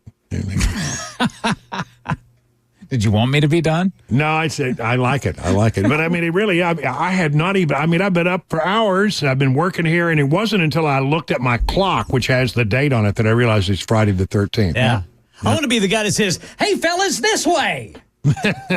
And then you're the first to go. And then I'm the first to go. That's right. It's like being on Star Trek wearing a red jersey, for sure. You're the first one to go. All right. I want to talk a little bit about the city of Springfield, Ohio, because it has been, no kidding. Has this not been like the biggest mess you ever saw in your life? It really has been. And I just realized I've got a problem here. Oh, it's okay. It's fine. So it's been a real problem here because everybody's talking about what's going on with the Haitian refugees. Here are the facts. I mean, I'm not sure that we can say that dogs and cats are being eaten. Well, we all had a lot of fun with that. I get it. Man, everybody's having a meme. Everybody's having a good joke. But I can't really find anything authoritative that says that happened. What I can find is a reference to geese being taken by Haitians because there was a police report on that, and that seems to be verified. And yes, I know I've seen the police cam video. Before you start shouting at me, listen to me before you get angry. Don't stop listening because you disagree with me. Listen to me. That came from Canton, Ohio, not Springfield. And the person wasn't even Haitian. She was born in Springfield. She was born in Ohio. She was not a Haitian. So, that video, yeah, there's a video of some woman where police were called and apparently she was eating a cat. I don't know why. She wasn't Haitian and it wasn't in Springfield, though it was in Ohio. More questions, about that. But it's, you've seen things and you believe certain things, but I'm telling you, I've seen nothing authoritative about dogs. I've seen nothing authoritative about cats. There was a thing about ducks that looked valid in the first going, but turned out that wasn't even true. The geese is true. They're eating geese, or they're stealing geese, assumed to eat them, not keep them as pets, because geese are terrible pets. But what is true is that this is a town in crisis. It is true that there are about 60,000 people, and for one reason or another, the Biden administration is responsible for having some 20,000 Haitians move there in very short order, and the clash of cultures is not going well. What is true is that people have died as a result of this. This is a woman who lives in Springfield, Ohio, complaining to the Springfield City Council about what happened to her mom. Everyone is talking about the death of ducks and cats in this town, but I'd like to talk about the death of one very special person, my mother-in-law, Kathy Heaton. On December 1st, I received a phone call that changed my life forever. She was collecting her trash can from her driveway when a car struck and killed her instantly. A task she had done over 2,000 times, spanning 4 decades in Springfield. That morning, though, a Haitian immigrant was allegedly driving recklessly when he struck and killed her. I say allegedly because to this day, there's been no punishment, not even for the expired tags on the vehicle he was driving. Months before she was killed, I began noticing the reckless driving and complete disregard for our driving laws by some members of the Haitian community. It made me angry. But now my anger has turned to fear for the safety of my family and the citizens of Springfield. I've been to Haiti 14 years ago. My husband and I went, and it was my first time in a third world country. I sobbed when I saw the poverty living there, and I have great empathy and compassion for them, longing for a safe place to call home. But 14 years later, I'm living in fear in my own city. It's not safe. I am paralyzed with anxiety when I'm getting my children out of the car in any parking lot, walking on any sidewalk, and driving on any road in this town. I'm haunted by the faces I saw when I had to bear the news to my children and husband that she was dead.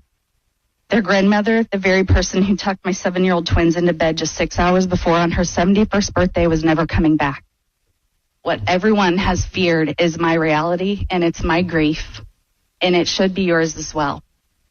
It saddens me greatly to think about leaving a place I've made a home, raised my children, became an active member of this community by providing medical care to the underprivileged and underserved, volunteering, serving on boards, and cheering for the success of the city. But just as the Haitians were seeking a safe place to call home, I now have found myself in that same situation, wanting to abandon the city and all my efforts above in search for a safe place to raise my family. That is truth. And, look, put aside all the joking. They've got a real problem there. 31 past the hour.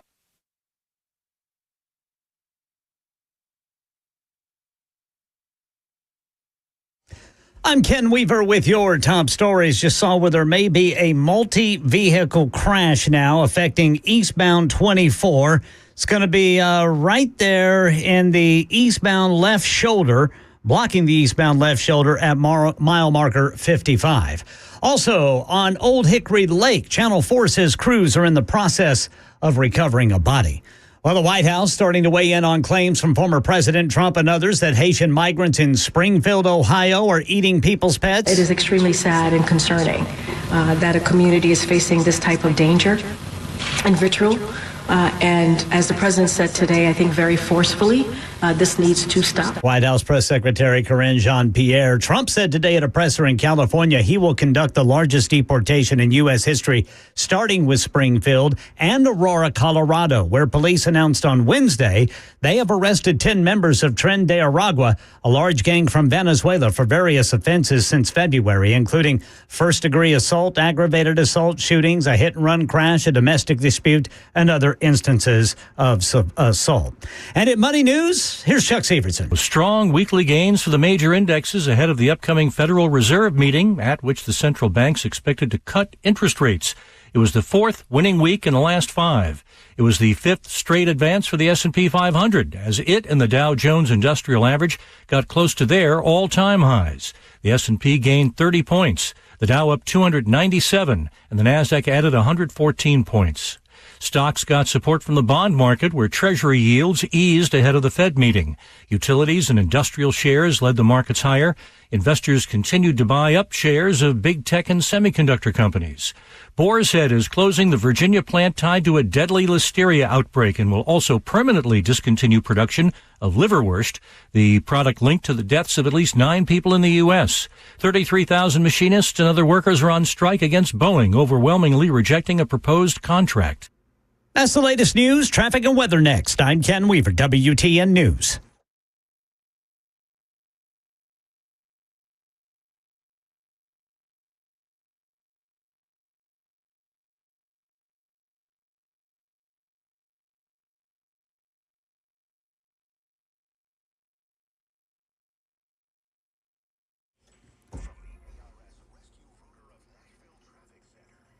All right, right before Harding Place on 24 eastbound, got a multi-vehicle crash. It is affecting the shoulder there.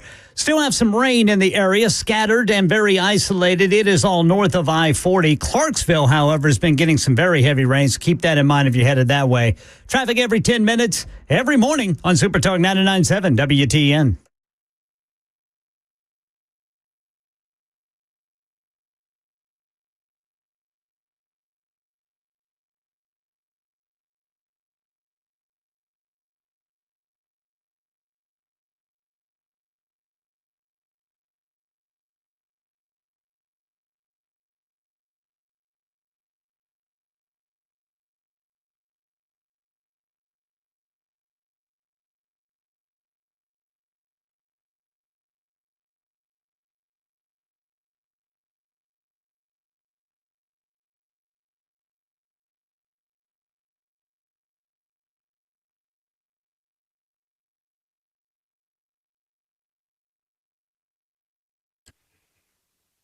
You know, there are a lot of diagnoses out there, a pill for everything, but not all diagnoses are accurate. Not all pills are good for you. When you get a diagnosis for European auto repair, get a second opinion before you make a major decision. Eurofix is the home for second opinions. And before you spend hundreds or even thousands of dollars on European vehicle repair from a diagnosis you got somewhere else, you better go see the folks at Eurofix. It could save your vehicle's life. At Eurofix, you get a free 15-minute no-wrench inspection with an estimate at every visit. No high-pressure sales tactics. At Eurofix, you get a 3-year nationwide warranty and a free loaner car with every repair appointment. At Eurofix, you never pay prices that the dealer would pay. It's a much better deal. Franklin, 100 Oaks, Murfreesboro, Belmead, now in Mount Juliet. 844-EUROFIX or visit myEurofix.com and tell them your friend and radio buddy Brian Wilson sent you. The guaranteed offer is the easiest way to sell your home. It's really simple. We bring you an all-cash offer. You close in as little as 21 days. No home inspections, no lock boxes, no open houses. Go to markspain.com to get a guaranteed offer and start packing.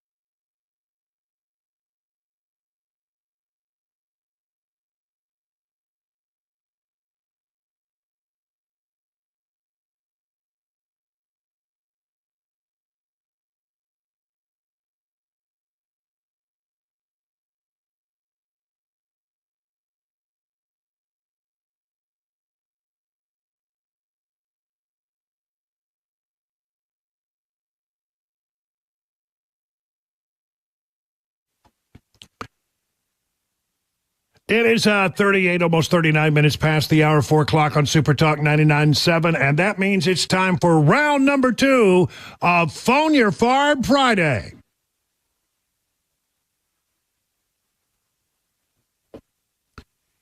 (615-737-9986). Bee in the bonnet, burr under the saddle, a bug in a place where I hope that you never ever have a bug.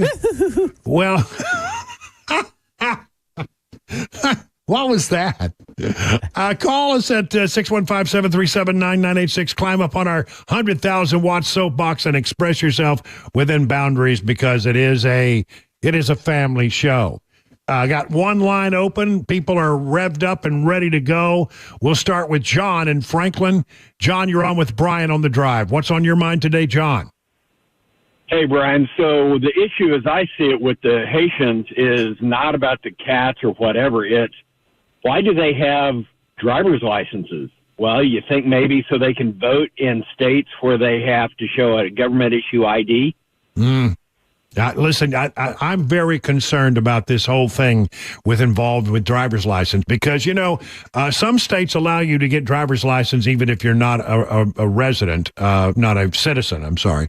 But if you tell a story to the people there at the DMV, you can get a driver's license that has that little star. They'll ask you, are you a citizen? If you say yes, then you get a driver's license that identifies you as a citizen. That opens up a whole lot of other things. We should not be putting the fairness of our coming elections on the DMV and the people working there. I mean, why are we doing that? I have so many questions. This is a big one. But thanks for the call, John. Appreciate it. Ohio on the mind of a lot of people. Wayne and Waverly, you're up with Brian on the drive. What's your thought, Wayne? Yes, Brian, I love your show. Man, I'm a regular listener, first-time caller. I'm real curious, just like you are, about the cat situation going on up in Springfield, Ohio.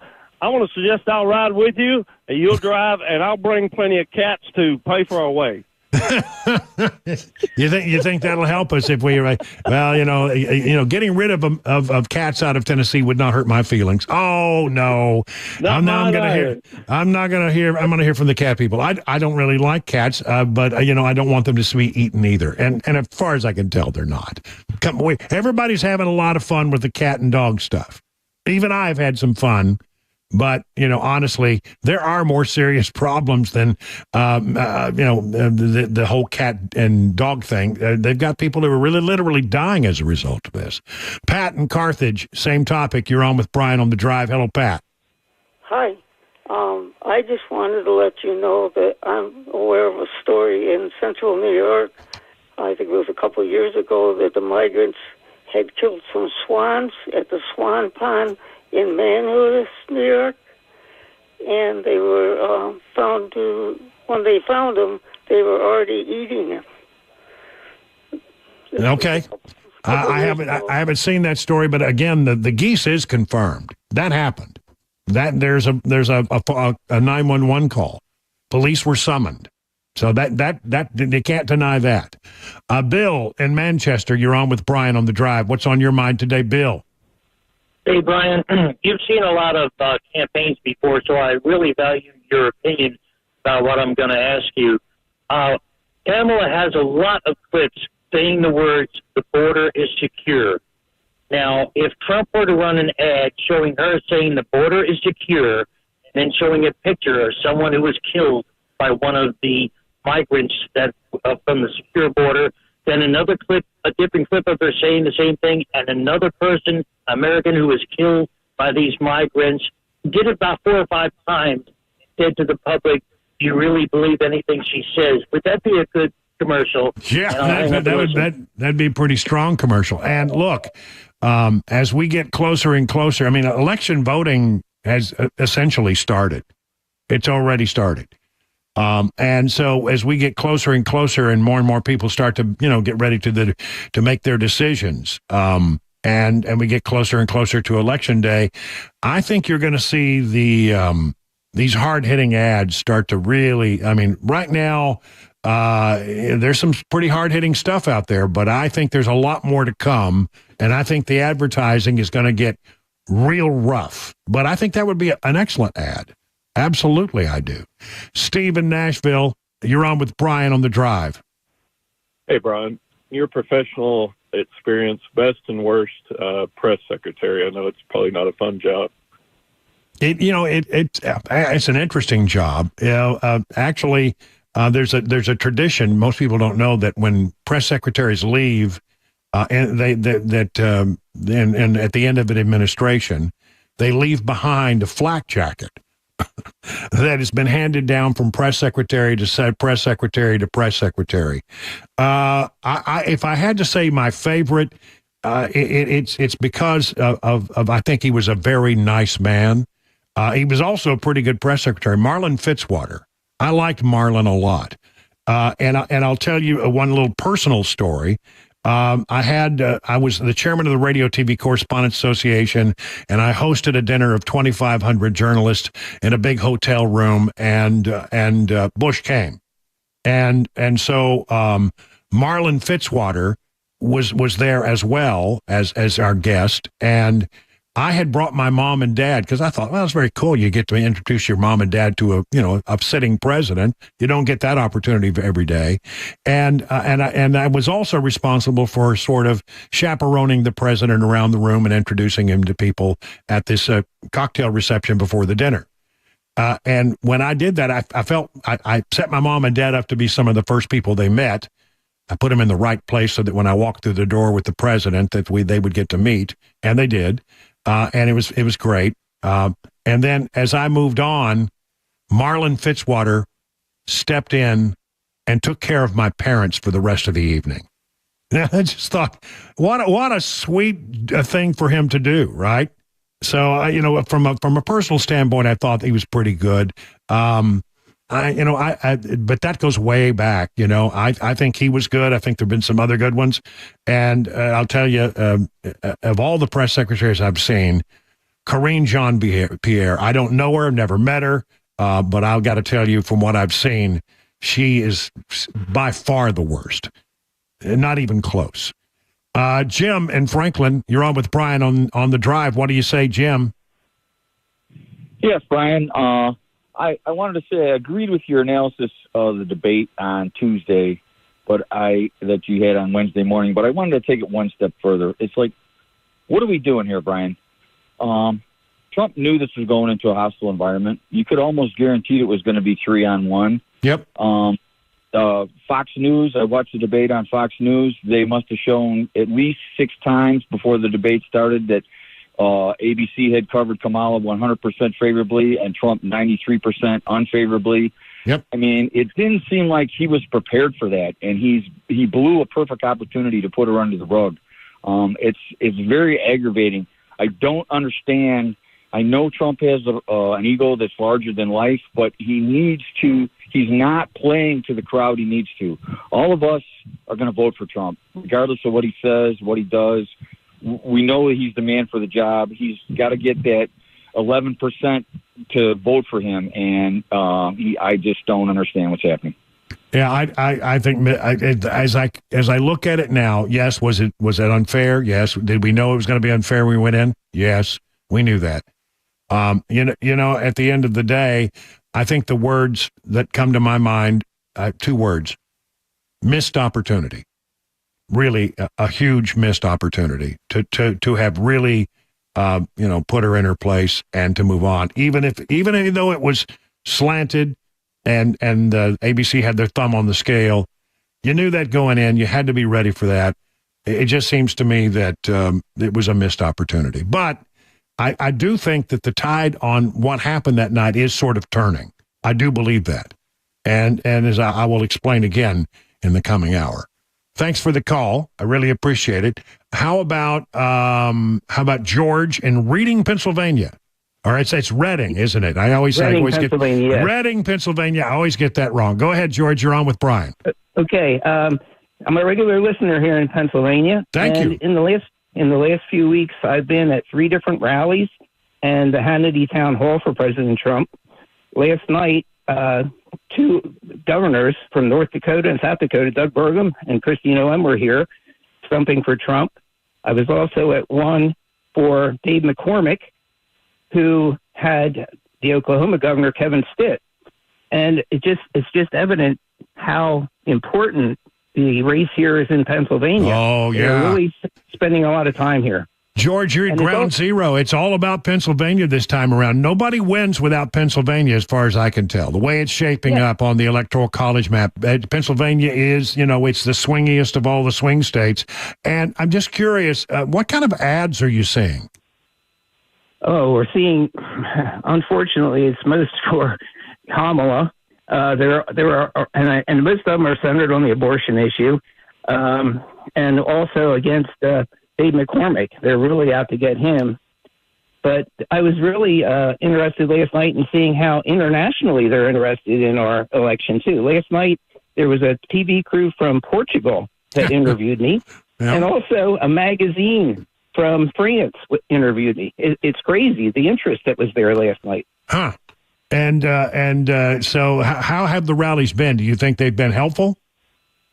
Well, unfortunately, I think it's just the Trump people that are there. I just wish people who don't know enough about him could hear like Kristi Noem and Doug Burgum speak, because they have worked with him and they speak so highly of him and that he's working nonstop. They fly on his plane from site to site at times, and they say he never stops working. He's working for the people, and he wants the best for them. And they realize that he wouldn't have to be doing any of this, but he really wants to do it for the people. George, I want to ask you to do me a favor. I'm going to ask you to hold on the line. Don't hang up. And Chris is going to get your phone number for me, because I want to stay in touch with you and see how things are going in Pennsylvania from time to time. Will you do that for me? Okay, he's on hold. All right, great. 50 minutes, making 51 minutes past the hour of 4 o'clock.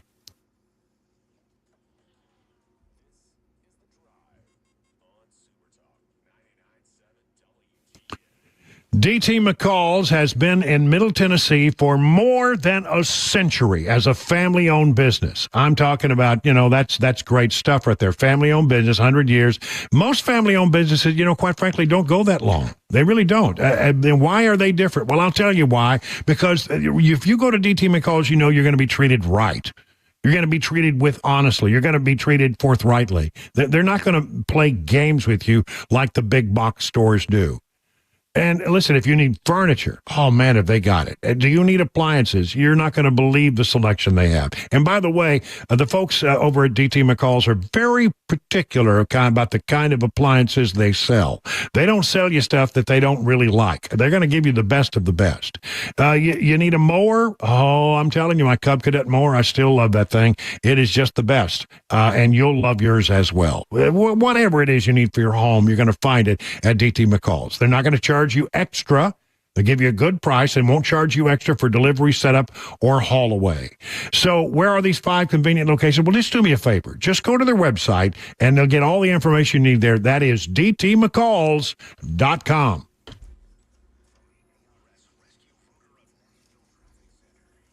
Crash 24 eastbound right after Briley Parkway South, blocking the inside shoulder. And then 24 westbound after Old Hickory, or rather Hickory Hollow Parkway. That's in Antioch.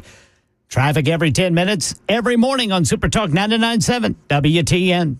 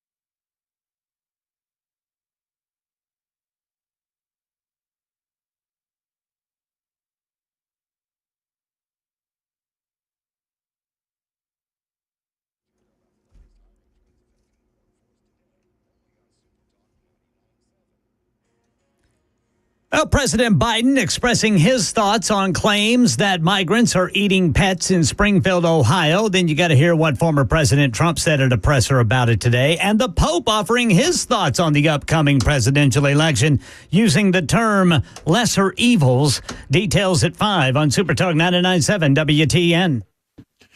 So we talked a lot during the Fone URFARB Friday about the debate and what people think and all of that. And, you know, I don't pull back from what I said on Wednesday after the debate. I don't think it was a particularly great debate for Trump.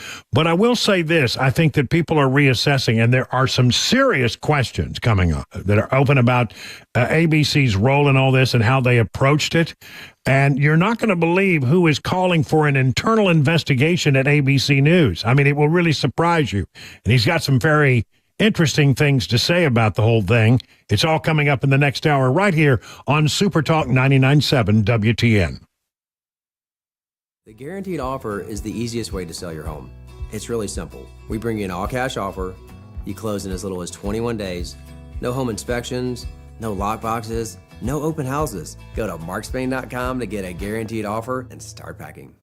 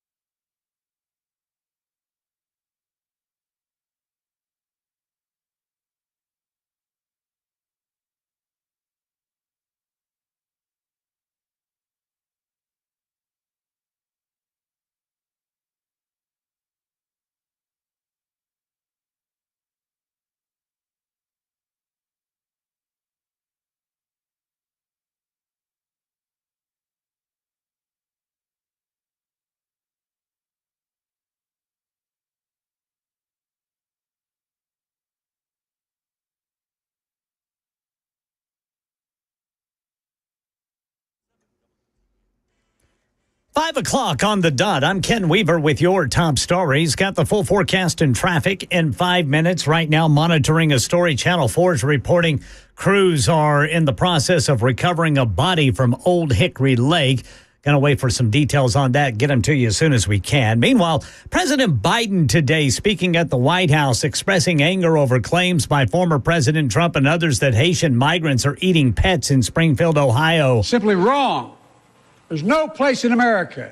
This has to stop what he's doing. It has to stop. Former President Trump told a presser in California, "We will do large deportations from Springfield, Ohio. Large deportations. We're going to get these people out." Meanwhile, the Pope is offering his thoughts on the upcoming presidential election in the United States. Here's Ines de la Cutara. Pope Francis urging American voters to choose the lesser of two evils in the upcoming presidential election, since Vice President Harris and former President Trump are both against life, he said, quote, both the one who throws out migrants and the one who kills children, end quote. Francis adding abortion is, quote, murder, and turning migrants away is a sin.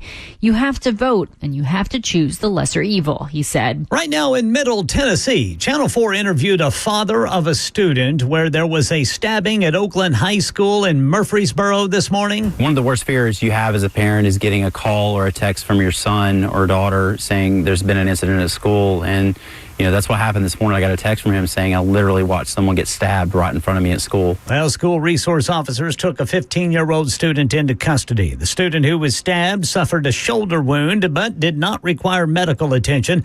Officials say this was an isolated incident between the two students only. Happened between classes this morning there at Oakland High School in the borough.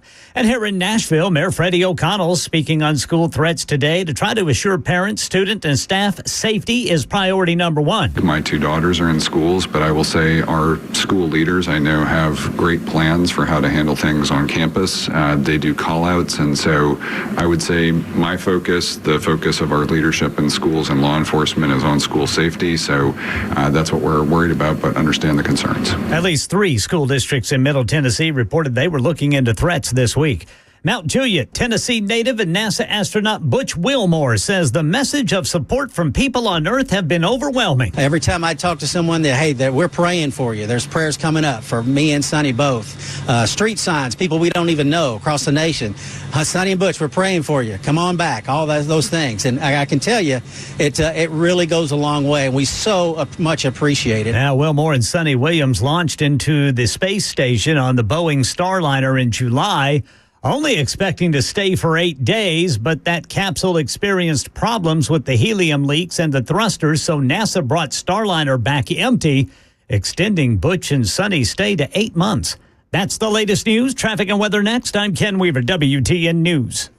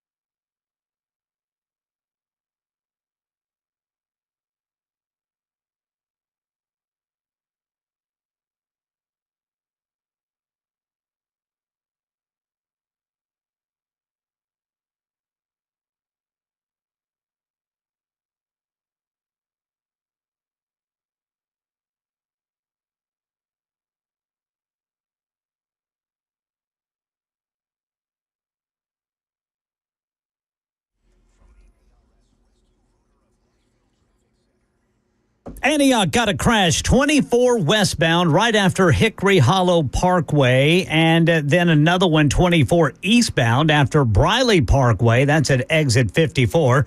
Then 65 southbound at Trinity Lane. That is north of downtown. And now on Nolensville Pike, right there at the zoo. Nolensville Pike southbound got a crash. Traffic every 10 minutes every morning on Super Talk 99.7 WTN.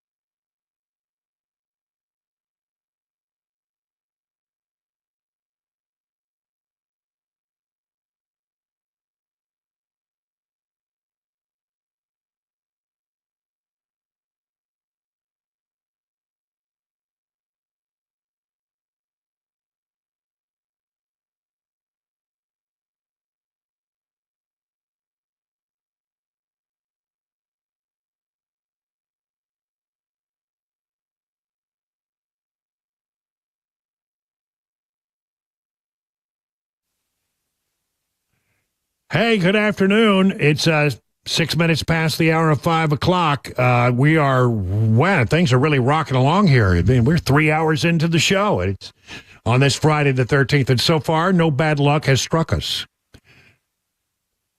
It's still early. Well, it's still early. You know, I probably shouldn't tempt fate, should I? So,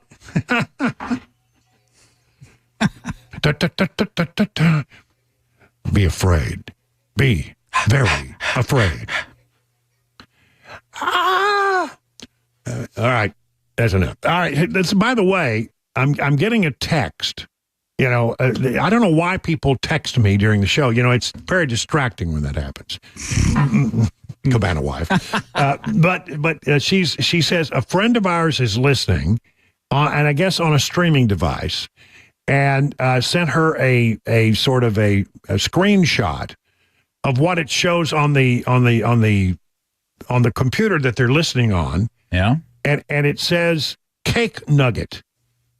99.7 WTN. Cake Nugget. Cake Nugget. Oh, Cake Nugget. Yeah. Oh, see, I'm picking up what they're putting down. Well, but apparently it shows up automatically on the feed. Cake Nugget, and Cabana wife wanted to know, is that my new nickname? And I said no, although it'd be a totally cool nickname. Hey, Cake Nugget. I don't know. Yeah, apparently it's whoever's device it's identifying one of the bumper songs that we play coming back in from break. So that's what Cake Nugget is. Yeah. It's a song by the group Cake. Nugget's the name of the song. Yeah. Yeah. Do you have that nearby? Let's see. I don't remember how long ago it was that we played it. Well, but it is the song. Yes. So it is the song. The computer is identifying the song that we play for a few seconds while we're coming in. Wow. When was it? I don't even see it. Well, yeah, I don't know. I'll have to dig. I don't remember when we played it. We'll come back to it later. Yeah. All right. Well, we'll circle back. Yeah, we'll circle. Thank you. What we used to call her, Peppermint Patty. Thank you, Peppermint Patty. All right. I want to talk about the debate we had a few days ago. There's still reverberations. And look, I don't think it was a great debate for Donald Trump. He missed an opportunity. I'm not going to rehash and relitigate all that. I don't change my opinion. I believe it. But I do believe that Americans have sort of picked up on something. And that is that ABC News had its thumb on the scale in a big way. I mean, I've got stories here. I'll pull them out, and we'll be talking about them here in a moment. But there's stories out there about all the fact-checking they did on Donald Trump, but they didn't do any fact-checking on Kamala Harris. And there were things she said that were out and out just lies, not true. And some of the stuff that they fact-check Trump on, turns out Trump was right and they were wrong. Who checks the fact-checkers? That's a good question. So anyway, long story short, I think that one of the things that is actually sort of turning the corner for Trump on this debate is that many people are now coming to the conclusion that ABC had their thumb on the scale. Some have even gone far enough to say that the debate was rigged, and there's some allegations that maybe they're allegations. I don't know that anything has been proven, but there are allegations that maybe she was given some advanced look at some of the questions or told, don't worry, we're going to fact check him, but we're not going to fact check you. I don't know. Nobody can confirm that except ABC News. But I'll tell you what, you'll be surprised who is asking for an internal investigation at ABC News, one that would be conducted by an outside law firm hired by the management to find out exactly what the truth is in that regard. Because to Mark Penn, a Democrat pollster, it looks like it was rigged. It was a set-up deal. Here is Mark Penn speaking to John Solomon on his Just the News podcast. Listen. They still have another 50-plus days to kind of sort this out. So it's not over, but it may be heresy. But I care less about who wins than I care about the process, because I believe ultimately if the process is really fair and people get to see the choices, the voters over time will make good decisions. But when the processes are, let's imagine in that Biden debate in June that those moderators had acted like ABC. And let's say they interrupted Trump 3 or 4 times and said, that's a lie. Biden might not have dropped out. Biden might have been perceived to be the winner of that debate. Or at least good enough in that debate. But in that case, the moderators let the two of them have a fair debate, and the public was able to make a fair conclusion that Biden really certainly wasn't up to a second term, let alone the first term. And that's why it is so important that people who are the keepers of these democratic institutions, and the press is on the front lines, give the voters, treat the candidates in an equal, even-handed way so that the voters are seeing the real game, okay, and not a staged wrestling match. So I think that's so important, and it's, like I said, because if you're trying to stage manage all the outcomes, then, the voters are catching on. So I think that the public now is really, they already were suspicious of the media. And now I think the media, rather than correcting itself so far, is doubling down on some of these bad techniques. And if you're sitting at ABC now, there's half or more of the country frustrated with you. There hasn't been any concessions. There wasn't a correction to the erroneous fact check on one of the Trump questions. What would you advise ABC for the good of the country, for the good of journalism, for the good and future of presidential debates? Is there something smart that ABC as a corporation could do to address the frustration that people had on Wednesday morning? I actually think they should do a full internal investigation, hire an outside law firm. Yeah. I don't know how much of this was planned in advance. They didn't happen to, they called the city manager of this town. I don't know what they planned in advance. I don't know what they told the Harris campaign. I think that the day after suspicion here is really quite high, and I think that I think a review of all their internal texts and emails it really should be done by an independent party to find out to what extent they were planning on in effect, fact checking just one candidate and in effect rigging the outcome of this debate. And I think the situation demands nothing less than that. I agree. I don't think you'll get it, but I agree it should take place. And here's an indication, an admission really from one of the moderators that indeed they planned to double check Trump, but made no mention of plans to double check Kamala Harris. From FoxNews.com, and it's basically based on a Los Angeles Times story. ABC News anchor Lindsay Davis admitted in a post-debate interview that her fact-checking of former President Trump was influenced by the earlier CNN debate that went disastrously for President Biden. In an interview with the Los Angeles Times, Davis said she wanted to address concerns that Trump's statements could be allowed to hang there unchallenged by his opponents or the moderators, as they were when Trump and Biden debated on CNN in June. Davis, wearing pink glasses, while speaking to the Times over breakfast at the Ritz-Carlton in Philly, said the decision to attempt to correct the candidates was in response to the June 27th CNN debate between Trump and President Biden, whose poor performance led to his exit from the race, the Times reported. So she felt after watching CNN's debate, which, by the way, the moderators were given very high marks for, that, well, he said some things that I don't think were true, and so I'm going to be prepared to fact-check him if he does that again.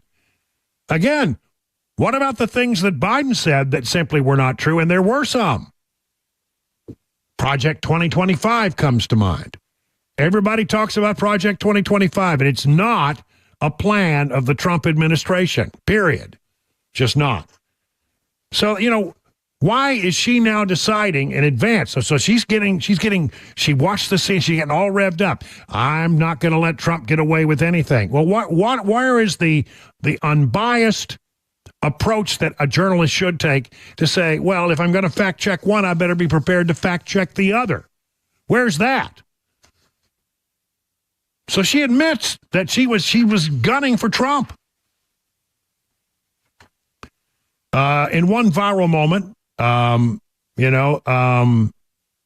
Davis sternly told Trump there is no state in the country where it's legal to kill a baby after it's born, after Trump invoked former Virginia Governor Ralph Northam's remark in 2019 suggesting a live baby could be killed after being born, following a discussion between the physician and the mother. That Northam did say that. I remember it. It was a big story. I was part of the Washington D.C. press corps at the time. So anyway, it seems to me that ABC did have their thumb on the scale pretty clearly. There were several things. I mean, there's plenty of room to fact check Kamala Harris. Here's one that we haven't talked about. Kamala Harris falsely suggested she was at the Capitol building during the January 6th riot. She was not in the Capitol building. She was at the nearby DNC. The Democrat National Committee said about sort of several blocks away from the Capitol. She left there is that. She said she was there on January 6th, but that's not true. So was there sort of planning? Now, I will tell you this. I'm pretty sure that most news organizations use the same software in their newsroom. It's a very popular software, and I forget who the company that makes it, but one way or the other, I think it's Avid. But the system in there is designed to, produce news quickly. And at the top, very popular feature of this software is an internal top line. It's not like a text message. It's an internal system. And if you know anybody's handle, mine was like B. Wilson. And, you could go B. Wilson and then type a message and it would go straight to my computer and pop up. And you communicate with anybody. The whole news organization communicates not by phone, but by this little internal top line system. I would love to get a download of those top lines for Lindsay Davis, for David Muir, for chief executives at ABC News, to see what kind of conversations they were having. Now, the only way that will ever happen is if ABC decides that they're going to have an internal investigation, hire an outside firm to do it, which is traditionally the way these things are done, if there's going to be an investigation into a newsroom. But they're not required to do that. And I doubt that they will, because their audience doesn't care that it was unfair to Trump. And so they're just not worried about it. But I got to tell you, the longer this thing goes, the more that I think that the actions of the anchors and their moderators and their unwillingness to fact check both sides, I think it really helps Trump. Because one thing Americans don't like is something that they perceive to be rigged or unfair. And it's beginning to look that may have been the way it was. 20 minutes now past the hour of 5 o'clock.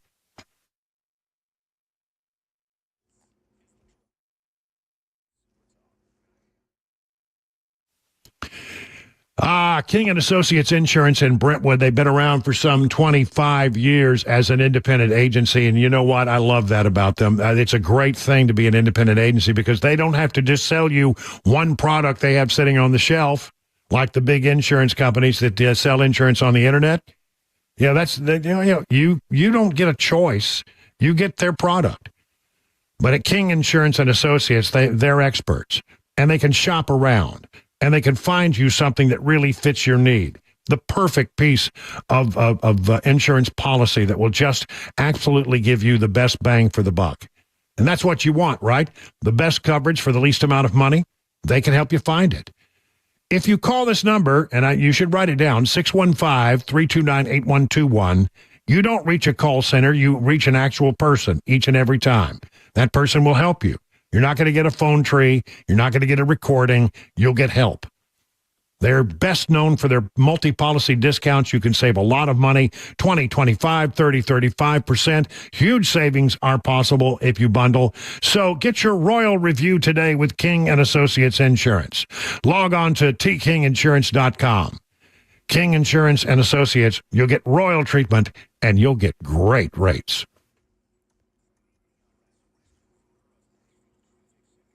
South Loop downtown, 40 eastbound at 65 South. You've got a stalled vehicle blocking the right two lanes. There is a crash 24 eastbound after Briley Parkway.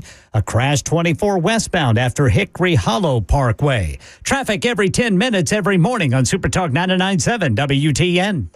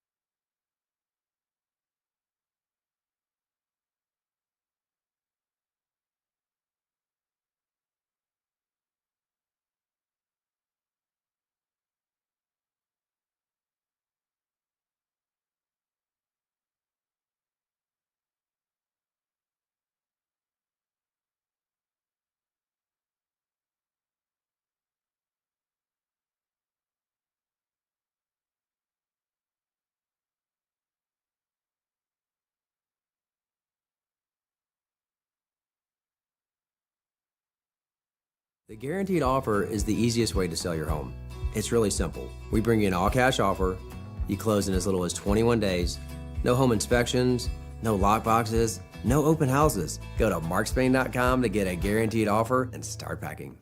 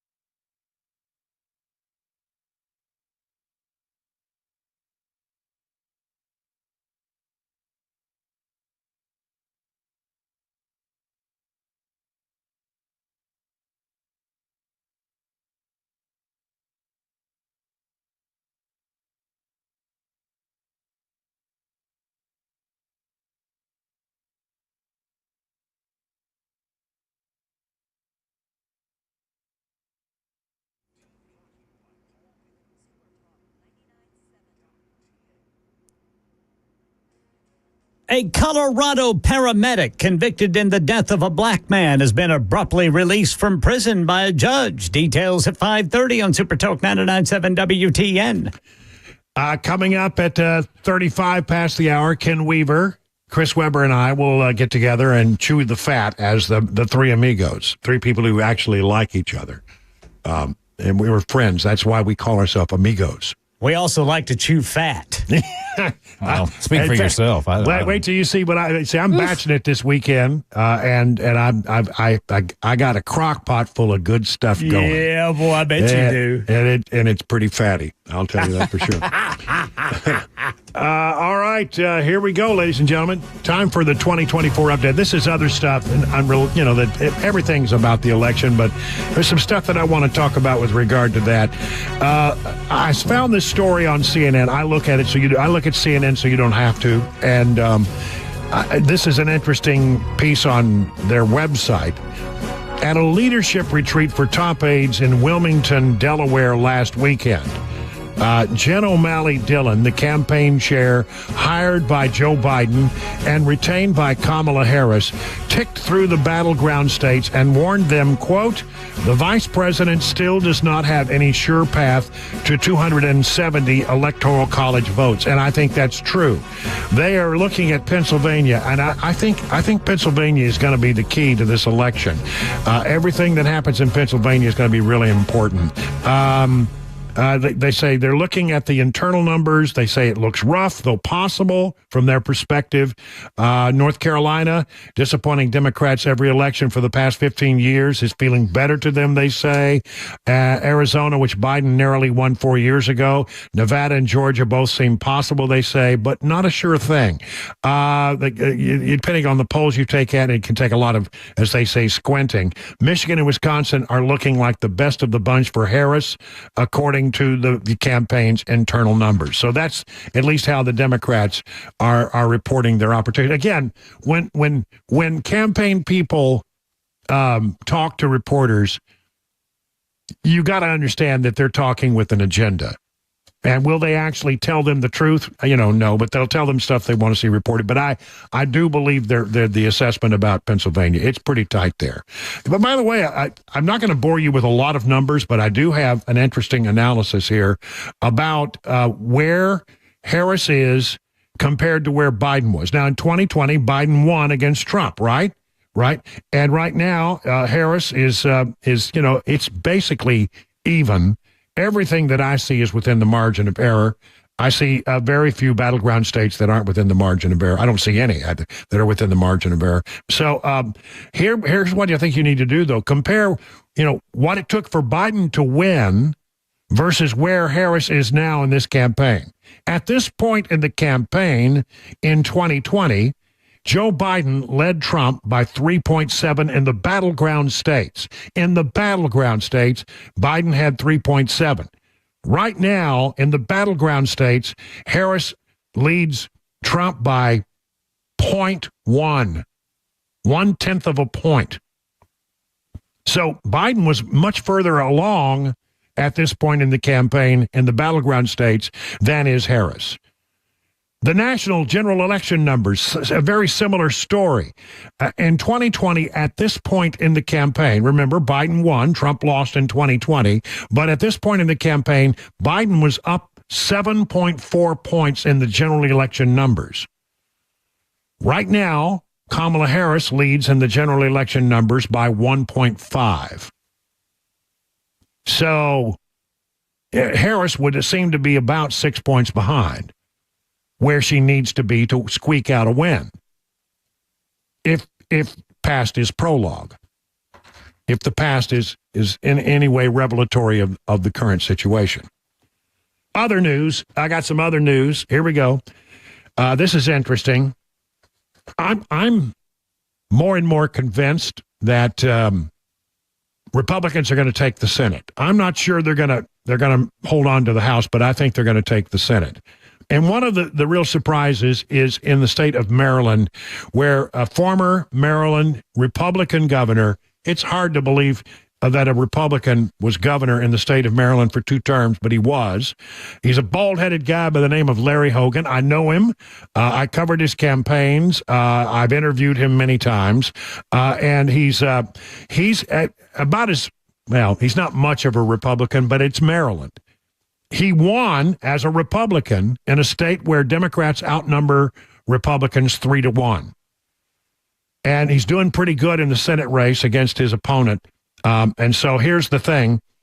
West Virginia Senator Joe Manchin, a Democrat turned independent, has endorsed Maryland GOP Governor Larry Hogan. So if you win Maryland, I'm telling you right now, West Virginia is going to have a Republican governor. A justice is going to run. He's running as for that Senate seat, and he will win that one. That one's pretty clear. And you get Montana, where Tester is in trouble. Tester, the Democrat incumbent in a very red state, where I think Trump won by, I want to say 20 points, something like that. So it looks like if I were Democrats, I would be pretty gloomy about my chances for retaining the Senate. Now, the House is anybody's call at this point. 31 past the hour.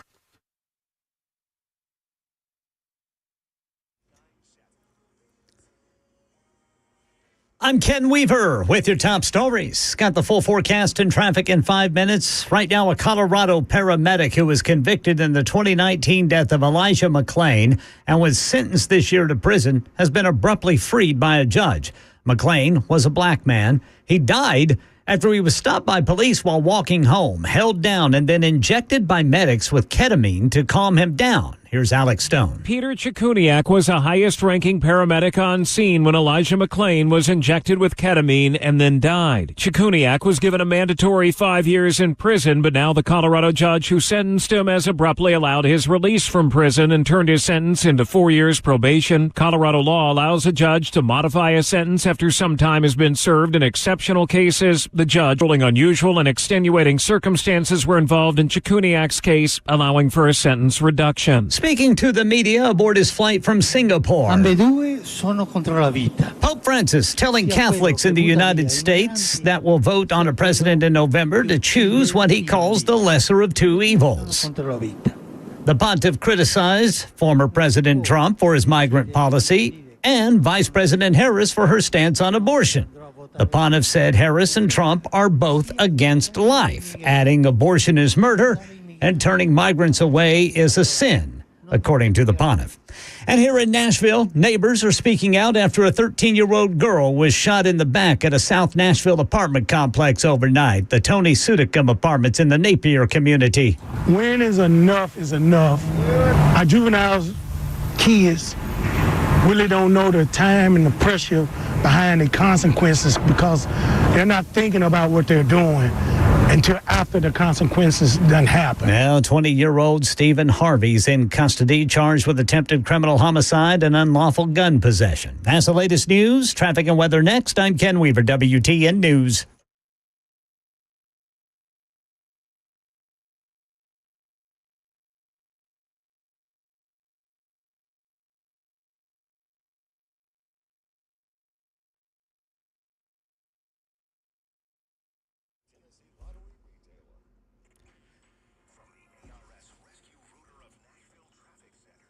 South Loop really backed up due to a stalled vehicle blocking the right two lanes of 40 eastbound there at 65. Got a crash 24 eastbound after Briley Parkway. Then 65 southbound at Armory Drive north of downtown. Traffic every 10 minutes every morning on Super Talk 99.7 WTN.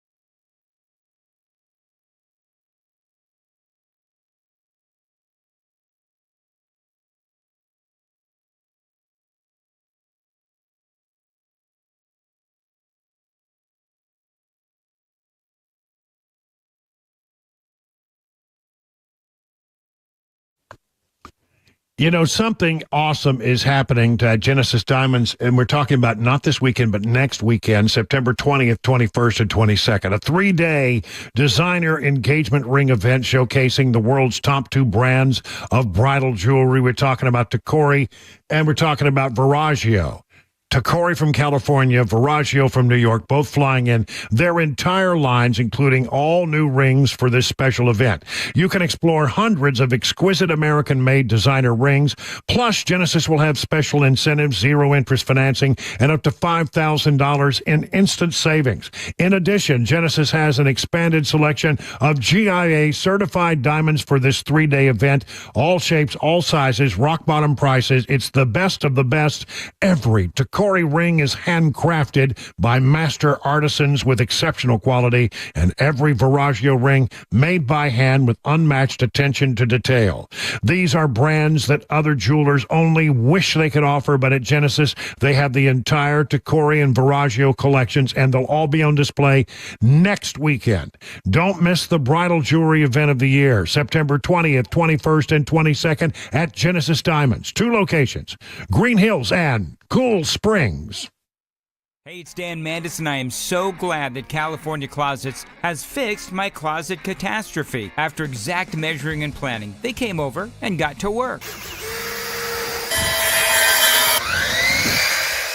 Yeah, once it was all plotted out on their 3D CAD system, the pieces are measured, cut, and precisely installed into my space. It was clean, fast, and professional, and above all, my new closets look and function great. Now, this was my dormer, and now this is my new dormer thanks to California Closets. Look at all of this added space for shirts and shoes, you name it, and it is cut so precisely, simply amazing. And my old closet that has now been reborn as the ultimate in style and functionability, making the best use of the space that I had. They can work on just about anything: bedrooms, garages, home offices, closets, pantries, and so much more. Find them online, CaliforniaClosets.com, and see what they can do for you. You can schedule a free design consultation. Mention my name, CaliforniaClosets.com.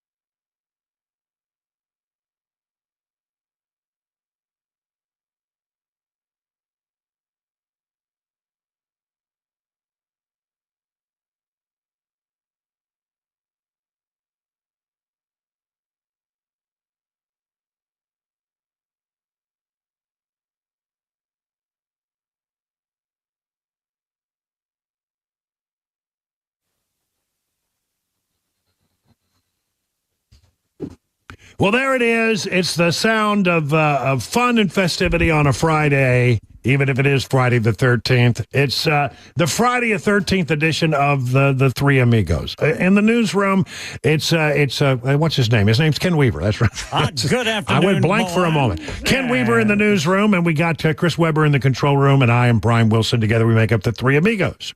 And it is Friday the 13th.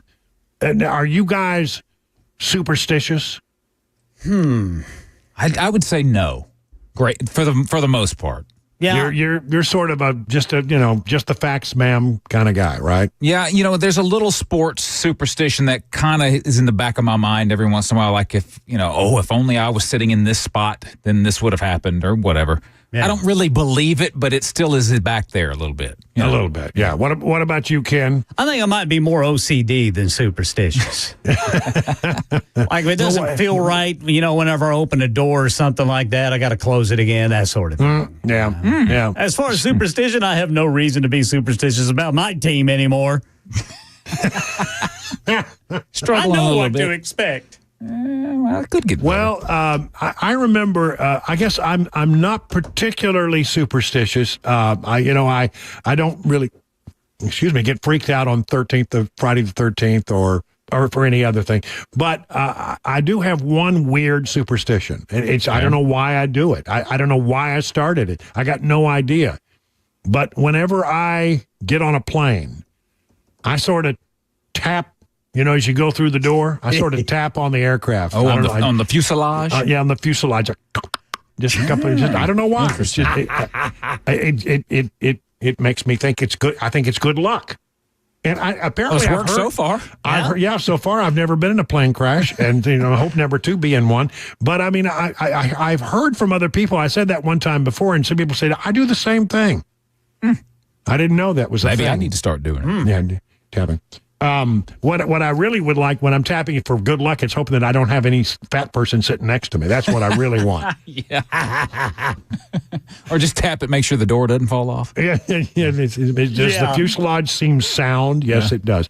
Of course, the origins of Friday the 13th are sort of interesting. They're biblical, basically. Judas, a person who said to have betrayed Jesus, was the 13th guest at the Last Supper. It happened. Unfortunate things often happen in history on a Friday. They also happen. Unfortunate things happen in the news cycle on a Friday. Yes, they do. About 5 o'clock, really.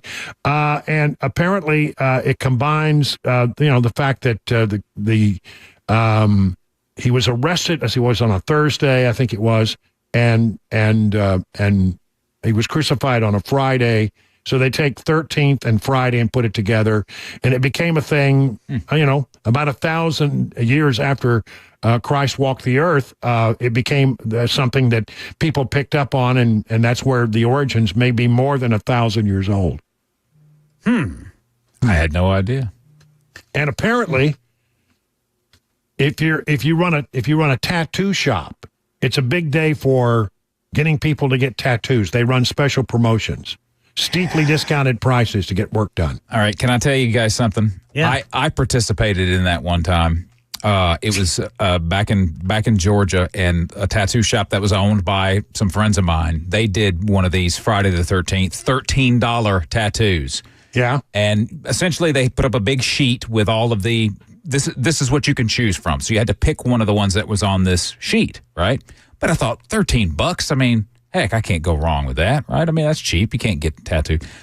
So I get there, and it was a big crowd, and I'm looking at the sheet of all the selections, what I can choose from, and I'm thinking, I don't really want any of these. This is, So I ended up choosing one, and it ends up, it's just not a good tattoo. It was hastily done, and you could tell that they were just trying to get through this person to get to the next one, and I regret doing it. It was a terrible decision. Yeah. It's just not a good tattoo. I'm never going to have a tattoo. I'm just not a tattoo person. I think it would just look ridiculous no matter what it is on me. Maybe to come to think of it, maybe I should be more superstitious, and I wouldn't have gotten the tattoo on Friday the 13th. Brother Chris, what is your tattoo? Yeah, you want to tell us what it is? Yeah, I mean, I don't know if you guys can see it on the TV. It's like an iron cross. Oh yeah. And it didn't look it doesn't look anything like what the little picture looked like. Yeah. So I've never been happy with it, and I've always wanted to cover it up or dress it up or something, and I'm just too cheap to do it. So that's what you get for $13, though. Well, not much. I can tell you that I do not have any tattoos, nor do I ever anticipate that I will have a tattoo because needles are involved, and I never wanted to do something that I would look at maybe someday and regret. Yeah. I remember right there, yeah. I remember I went out and helped somebody do a news story one time when tattoos were really big, and I went out with this person and we captured the process of a young girl. She couldn't have been more than about 19. If she was 18, it was just barely. And she got a tattoo of a frog smoking a cigarette, and I just thought, why would you want that on your body? No way for the rest of your life. See, I'd put that on a coffee cup, but not on me. Or T-shirt. Yeah. Yeah. That's got to be some sort of personal meaning behind that. Well, you hope so. At least then it would, maybe not age so terribly. But yeah, I don't know. I have no issue with tattoos. I have one other tattoo. It was an anniversary tattoo, and my wife and I got them on our 5th anniversary. I don't regret that one at all. That's a good one. It's still held up over time. Right. And I would have more tattoos probably if I weren't so cheap, but they're so expensive, and I just can't justify spending the money on them. Interesting. See, I don't know what the draw is for a tattoo. I just really don't. To me, it would have to mean something. It would have to have some sort of special meaning, I guess that's, a family thing or something like that. Right. Yeah, I can see that. Yeah. All right. What else you guys got? That's all I got. Well, I got a story that since I didn't get to this one yesterday, I'll go with it. Yeah. That's right. Speaking of bad luck, you guys have heard of Temu, right? It's kind of like a Chinese cheapo Amazon sort of knockoff. Yeah, it's an interesting thing, and I got sucked into it one time, and I will never do it again. All right. Well, I don't think this girl will either. She was shopping. This is a young TikToker. She was shopping on Temu, apparently, and saw something that she just had to have. She bought it for a friend of hers, and it was a lamp. But not just any lamp. It was a lamp that looked like a croissant. Like a roll. Like a pastry, a biscuit, like a croissant. Right, yeah. But it was a lamp. So she thought, oh, this is cool. My friend will like this. I guess she must like croissants. I don't know. Anyway, so she buys this, and it gets delivered, and she's got it in her apartment. And she comes home from work one day, and she says it was hot out, and she walks in, and there were like hundreds of ants underneath it on the counter. And she's like, why in the world would ants want to be attracted to this fake croissant lamp? So she starts inspecting it and realizes that it has a hole in it, apparently, I guess maybe where the wire for the lamp would go through it. So she starts looking at the hole, and that's where the ants were going. So she starts poking at the hole, and it gets bigger, and then cracks it open and realizes it actually is a real croissant that was covered in some sort of resin. Yeah. She said that she had to then confirm this is where it goes off the rails. She says there's only one way to truly know if it was a croissant, and that was by tasting it. And she did. She ate the bug-infested croissant. And she says, yes, it's food. Oh. So just use that as a lesson to you. Beware if you're buying stuff from Temu. Well, you could get buying stuff on the internet is a gamble, right? You know, I mean, sometimes it gets there and you go, that's not quite what it looked like on the internet. Yeah. By the way, Temu actually came under fire back in February because they were selling electric heaters that turned out to be unsafe. They weren't up to Imagine standards, that. So. That's weird. Just be careful. I would maybe avoid Temu. Some people say Temu is about right up there with TikTok as far as the security situation. Chinese. Temu can apparently, you know, I've heard stories. I've read stories about it where they can take all the information that's on your phone. You know, somehow. I don't know. And if I'm not mistaken, the Temu and TikTok kind of work together. Like they sell stuff from Temu on TikTok. Yeah. So maybe they're somehow related. I don't know. Temu and TikTok. Yep. I got a story about liverwurst, if you guys want to hear it. Well, as long as we're talking about food, as long as I don't have to eat it. Well, you know about this boar's head, deal with listeria. Yeah. Boar's head apparently decided today they are done with liverwurst. They're not doing liverwurst anymore. They're not doing it anymore. Well, I'm sure Americans are disappointed all across the Heartbroken. Right. And I started looking up liverwurst. You went down the rabbit hole. I went down the rabbit hole, and actually, I've eaten liverwurst, and I've had it on crackers, that sort of thing. Spicy liverwurst. I mean, even though it is, it's made from. Well, hold it, just the word. It's liver worst. It's the worst, man. It's the worst liver. Well, and you hope that's all it is liver. Barely, it's a pig's liver. And it's turned into sausage. Liver, okay. Yeah, it's actually it's a kind of sausage made from liver. It's mainly eaten throughout Europe as well as North and South America. Here in the north and Argentina and Chile. It's probably spicy down there in Chile. But I learned something interesting, and I've got to tell my mom about this. My mom loves livers. She has been known to, we go to dinner, she would just order a plate of chicken livers and a cup of coffee. Oof. But you can actually overdose on liver. Doctors say that outside of the the listeria that comes with it, but doctors say it's possible, it's dangerous to get too much vitamin A. The liver's loaded with it, huh? The liver's loaded with vitamin A, and eating large amounts of liver can lead to symptoms of vitamin A toxicity. Which means your own liver can't process the excess vitamin A quickly enough. And doctors recommend that people without vitamin deficiency just only eat one serving of liver. I'm not going to eat any liver. Let's just be on the safe side. Let's just not eat it at all. My mom made liver one time and served it to me, and I could not get it past my nose. I looked at it and said, I can't eat this. And she said, you're going to take a bite of that? You're going to try it. Yeah. and I literally, I started having this reaction. I just hated it. I hated the smell of it. I hated the taste of it, and I've never eaten a bite of liver since.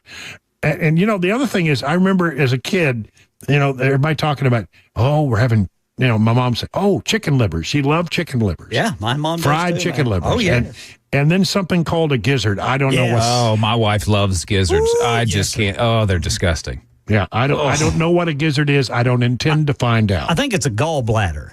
That makes it even worse. That tells me more than I needed to know. Just the idea, just the word gizzard, I knew I didn't want any part of it. It's good in giblet gravy. Now hold it. I do like giblet gravy, so maybe I don't hate gizzards as much as I think I do. 51 minutes and 30 seconds past the hour.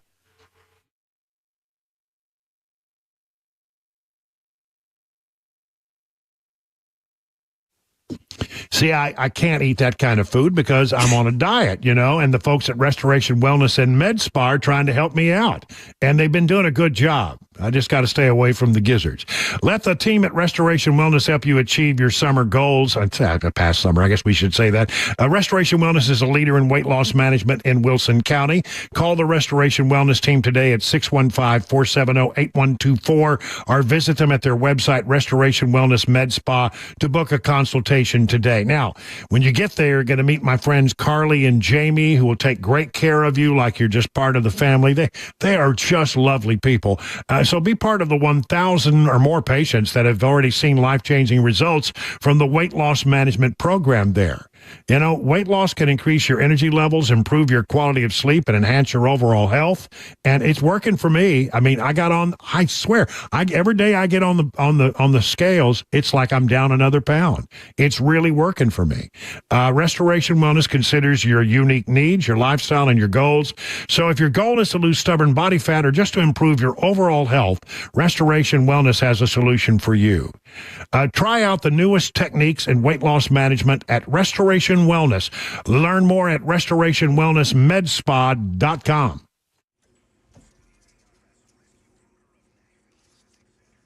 All right, 40 westbound right before Spence Lane. We've got a crash that is got police on the scene. Traffic every 10 minutes every morning on Super Talk 99.7 WTN. I do everything from scrubbing cages to asking people for donations to answering the phones and helping facilitate getting animals to the rehab. I'm there on the weekends, up there taking care of animals with the team. You got a great team there. It's a small team, but a great team that works together. And I started about 20 years ago. My dear friend Carol Burgess founded Harmony in Fairview. Okay. And we decided to reopen it in West Nashville. And we are rocking along. Lots of animals. One of the primary calls that we get are, I found a bird that's on the ground, what do I do? And in most situations, you should let it alone unless there's an imminent danger to that animal, because the parents are helping it and feeding it, and it just needs a couple of scary days on the ground until it gets back up into flight. What about bunnies, Melody? Can we give advice about bunnies? The bunnies, they're just the sweetest, most innocent creatures, and we just see the worst things happen to them. Cats, dogs, lawnmowers, weed whackers. In most cases, if the animals aren't injured, if you can put the rabbits back, that's always better to be with the mother rabbit than to come to us. All the storms that have been coming through and just destroying nests, and a lot of babies will be found on the ground. Re-nesting is possible and preferable. You play the video calls and you put the baby near where they found it, and the mama will actually come down and pick it up and then bring it back. Oh, nice. Isn't that cool? Nice.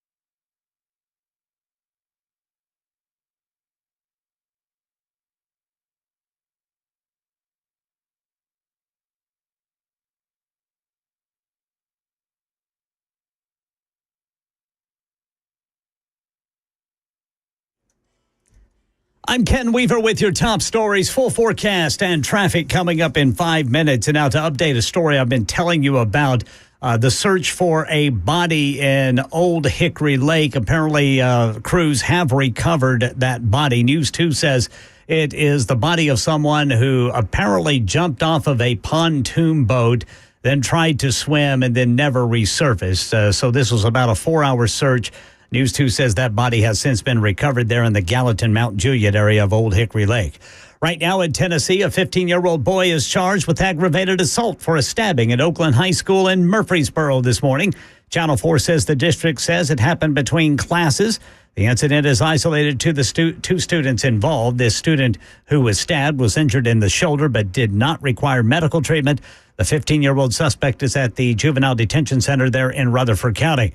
The Pope is offering his thoughts on the upcoming presidential election in the United States, as we hear from Ines de la Cutara. Ambedue sono contro la vita, sia quello che butta via i migranti. Election 2024, President Biden speaking at a Black Excellence event at the White House mentioned claims by former President Trump and others about Haitian immigrants allegedly stealing pets and eating them in Springfield, Ohio. Wrong. There's no place in America.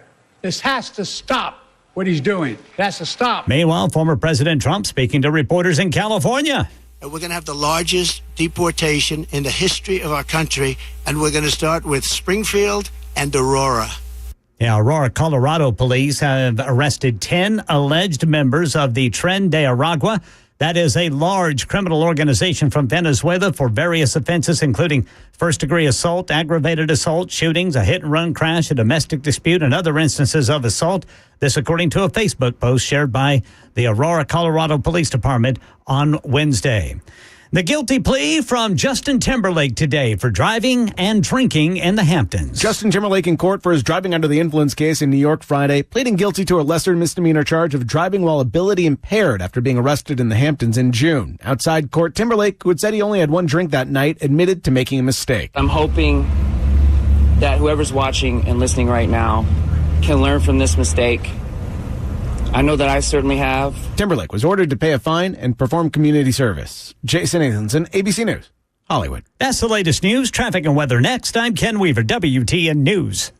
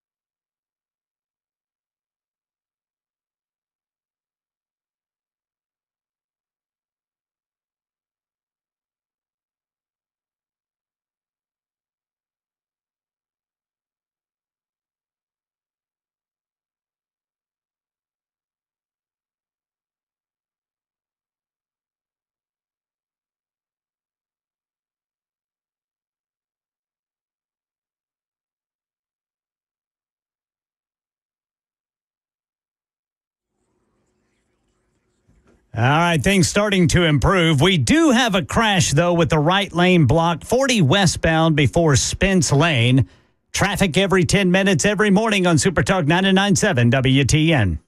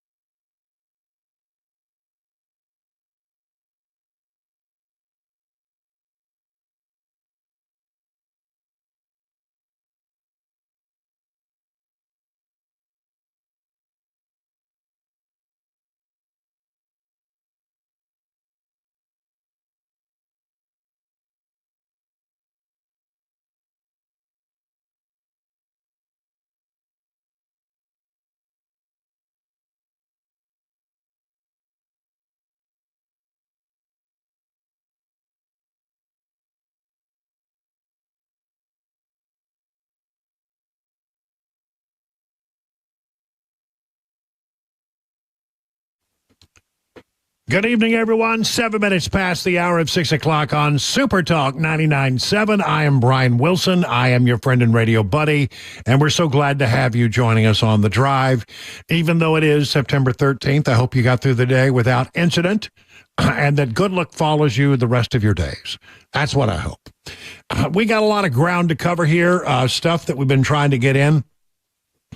I mean, actually, surprisingly today, a lot of news, stuff that I wanted to get into the show today. And here's some of it. And voter integrity, is there anything more important than knowing that only people who were supposed to vote are voting, and that, it's one person, one vote, and that people are not qualified to vote don't vote, and that we have integrity about the way our voter rolls are managed? I don't think there's anything more important than that.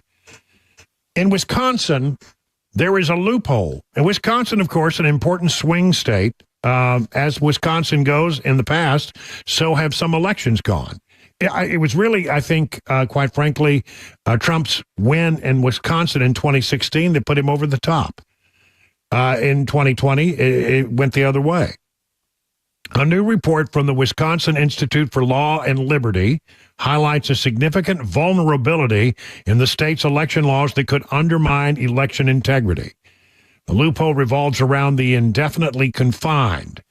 Those are people who are like in nursing homes, etc., which allows individuals to vote absentee without ever having to provide identification. The report reveals that more than 140,000 Wisconsin voters are registered under this exemption and could vote in the 2024 election without having to prove their identity. Are people working this system, though? The indefinitely confined status was originally designed to accommodate voters who were elderly, sick, or physically unable to visit polling stations. However, the number of voters registered under the status has surged dramatically in recent years. Why is that? In 2016, approximately 66,000 voters were classified as indefinitely confined. By 2020, 4 years later, amid the COVID-19 pandemic, the number skyrocketed to 265,979, largely due to Democrat-leaning counties encouraging voters to take advantage of the loophole as a way to bypass the state's voter ID requirements. Wisconsin voter ID laws generally mandate that voters provide identification to vote, except for those who claim that they are indefinitely confined and have that status confirmed. Critics argue this undermines the voter ID's purpose for preventing fraud and ensuring secure elections. Wisconsin Supreme Court unanimously rebuked the practice of advising voters to exploit the loophole during the 2020 election. Nevertheless, the number of indefinitely confined voters has remained high, with currently 144,347 currently registered under the exemption. Are they real? How would you know? Breitbart News explains the loophole was thrust into the spotlight after Joe Biden narrowly won Wisconsin by just over 20,000 votes in 2020, a swing of around 48,000 votes compared to Donald Trump's 2016 victory in the state. The research director of this particular group, what they call Wisconsin Institute for Law and Liberty, Will, his name, by the way, is Will Flanders, expressed concern over the loophole's impact on voter confidence. Confidence in our elections continues to be dangerously low in Wisconsin across the country. Voter ID is popular and well-executed way to keep our elections secure and free of fraud. What's wrong with requiring somebody to prove who they are, who they say they are? It's done around the world. From the Washington Times, France makes voters present one of a dozen official documents ranging from national identity cards to passports or hunting permits with photographs to prove that you are indeed a citizen. In Germany, towns use existing registry of residents to enter people in the voting system. They notify residents of their eligibility within 21 days of the election, and voters are supposed to show that notification at the polls. The Electoral Board can ask you to show your ID. If you've forgotten your voting notification, you must present your ID. The German government said. Mexico also expects voters to present their voter ID card if they have something with a photograph.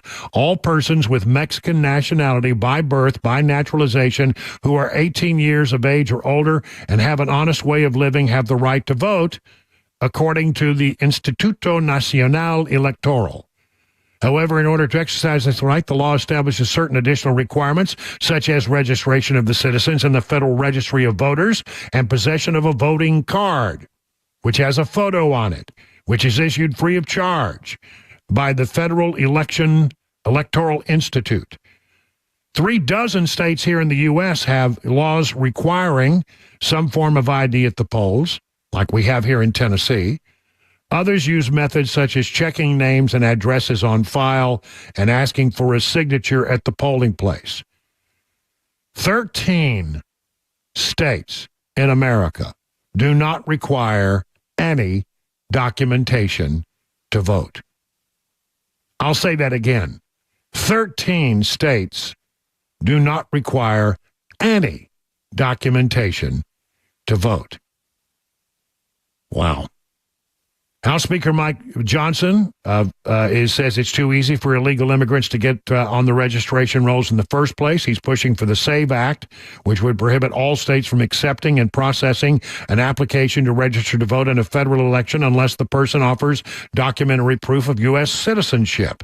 The motor voter form in the U.S. has a box 6 that requires applicants to document a driver's license number or a partial Social Security number. That's supposed to be a safeguard against fraud, but the Speaker's white paper on the issue says that states are too lax in checking the information, allowing non-citizens to get on the voter rolls in the first place.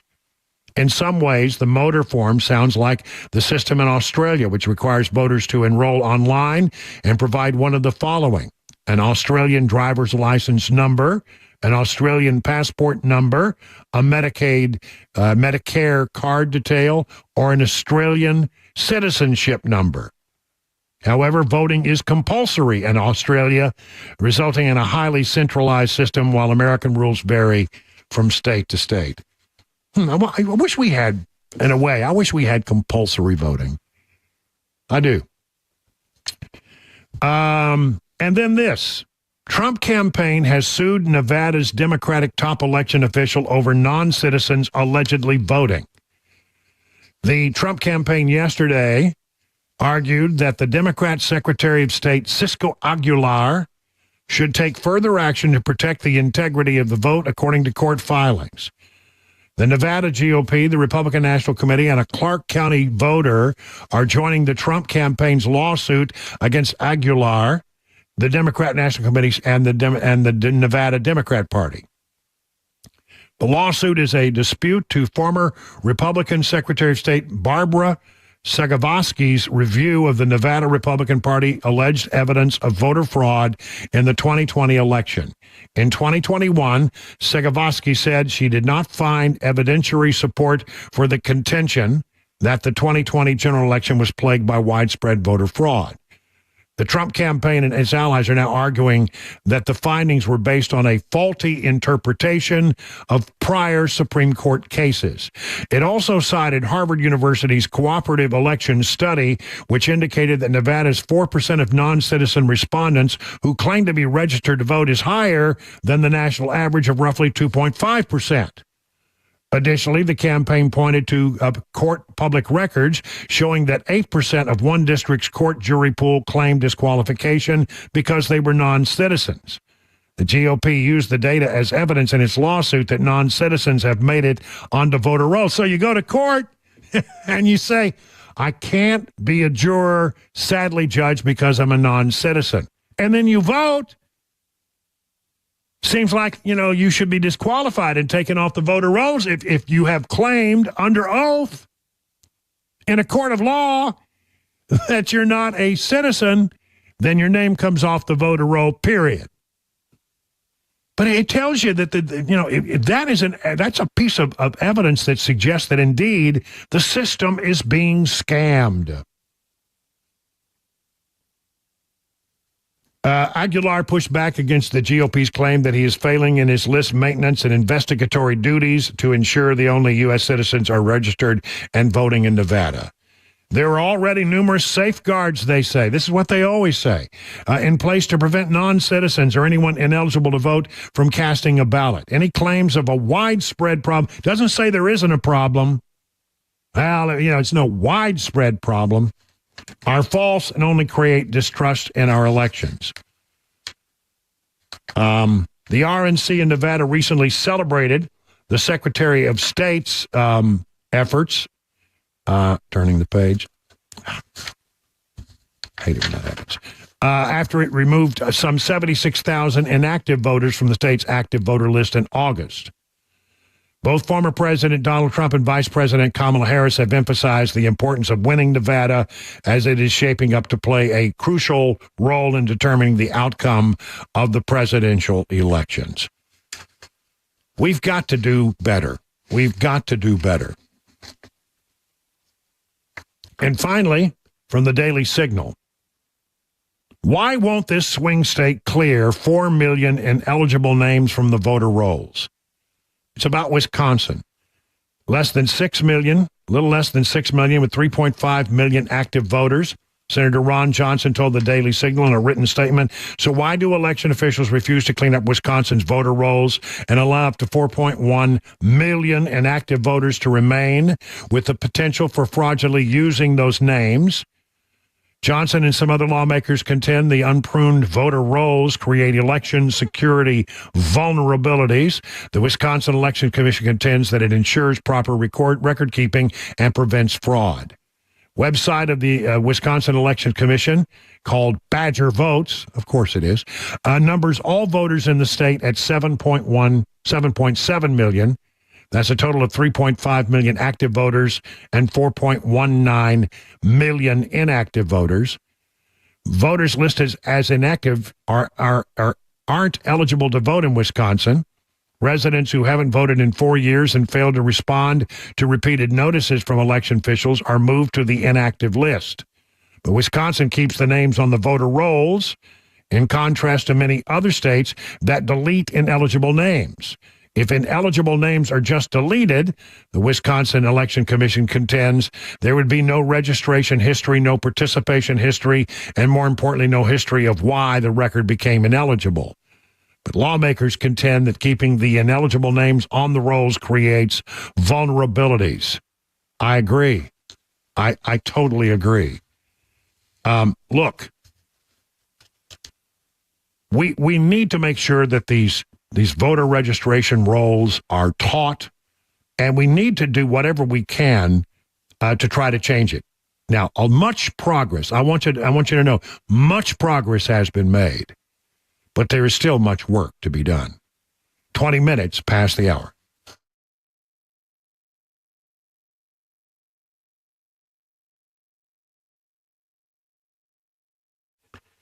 Listen, USS United Structural Systems, they will help you if you have foundation issues, you have waterproofing issues. They've been serving Middle Tennessee and parts of Kentucky since 1994. More than 25,000 satisfied customers. That's a lot of folks, 30 years in the business. They're really the gold standard for this kind of work. If you have a concern about your foundation, as I did the other day, and I'm having some people come out, they're going to come out and look at it. They looked at it and said, hey, here's what you need to do, and we're moving forward. They are so good at this. And by the way, the news wasn't as bad as I thought it was going to be. I sort of put it off. Don't put it off. It's your most important investment. And it doesn't get better with the passage of time, right? Waterproofing, how's your crawl space look? They're going to do some work in my crawl space as well and get some things, all set up for the future. The other thing, if you have sidewalks or driveways that are settling or sinking or sloping, why don't you call them? They have a polylift system. They can do this very quickly. You can walk on it immediately, drive on it in 30 minutes. No unsightly patches or blemishes. And by the way, it's cheaper to fix it than it is to replace it. USS 615-488-7855. Learn more by going to the website ussTN.com.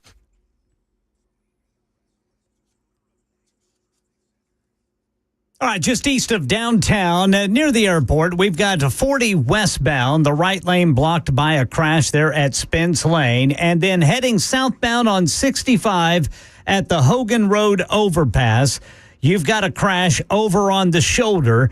Everybody's moving pretty well, but you need to get to the left to get around this one there on 65 southbound at the Hogan Road overpass. Traffic every 10 minutes every morning on Super Talk 99.7 WTN.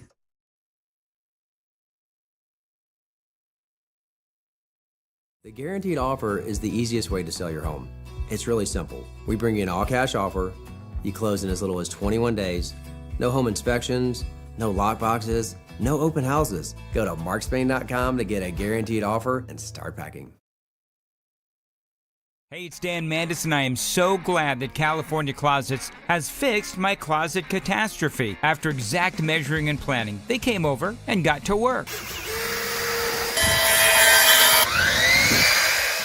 Yeah, once it was all plotted out on their 3D CAD system, the pieces are measured, cut, and precisely installed into my space. It was clean, fast, and professional, and above all, my new closets look and function great. Now, this was my dormer, and now this is my new dormer thanks to California Closets. Look at all of this added space for shirts and shoes, you name it, and it is cut so precisely, simply amazing. And my old closet that has now been reborn as the ultimate in style and functionability, making the best use of the space that I had. They can work on just about anything: bedrooms, garages, home offices, closets, pantries, and so much more. Find them online, CaliforniaClosets.com, and see what they can do for you. You can schedule a free design consultation. Mention my name, CaliforniaClosets.com.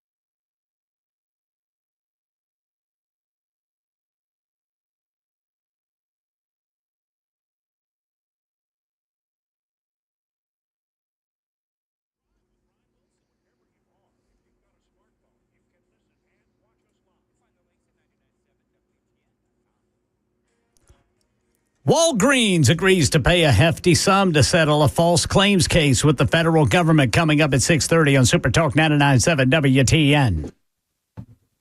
25 minutes now past the hour. I got some sound I want to play for you. First of all, I'll start with something fun. Butch Wilmore and Sony Williams. Now, Butch is the astronaut. Butch and Sony are the astronauts that have been stranded because the Boeing capsule, had leaks. I don't know, had problems. And they returned safely, but they thought rather than risk it, they would have them come back in February. And so they had a little press conference today from the International Space Station. You ever done one of those? I've done them before. You have to. There's a protocol you have to follow. You have to ask the question and go over, and then there's a long delay. Well, it's got a long way to travel, I guess. Well, it's got to go all the way up and back, and they got to hear the question, and then it takes a while for the answer to come back, and it takes a while. But here is what they had to say. Trials, however you judge what a trial might be, makes you stronger, and in that respect, I'm grateful. I'm grateful that it's played out the way it has. We're here. We're safe. We're in a place that we're both familiar with, and doing things that we actually enjoy doing. And but for them, it is different, and they're going to learn from this, and they're going to grow from this, and like they never could have in any other situation. And for that, I am grateful. Yeah, and I think you hit the nail on the head. My husband has said that. My mom has said it before too.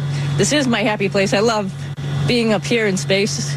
It's just fun. Every day you do something that's work, quote unquote. You can do it upside down. You can do it sideways. So it adds a little different perspective. And as she's saying that, Wilmore is like he's turning upside down. Doing somersaults? He's doing somersaults, yeah. What fun it must be to be on the International Space Station. I guess it would get old being confined in such a small space for that long. But I mean, gosh, could you ever get tired of going to the observation port and looking at the Earth? Yeah, that'd be fantastic. I don't think I would ever get tired of it. And then turning around, looking at the moon, looking at the stars.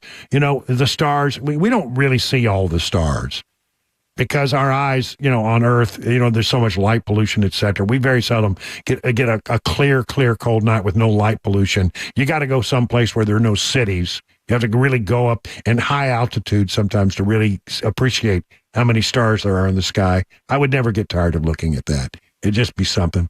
Trump had some things to say. I don't. This is big news, and I'm sorry I haven't gotten it in before now. Trump has another proposal. This time it has to do with not having to pay taxes if you're working overtime. How about that? I'm also announcing that as part of our additional tax cuts, we will end all taxes on overtime. You know what that means? Think of that. Think of that.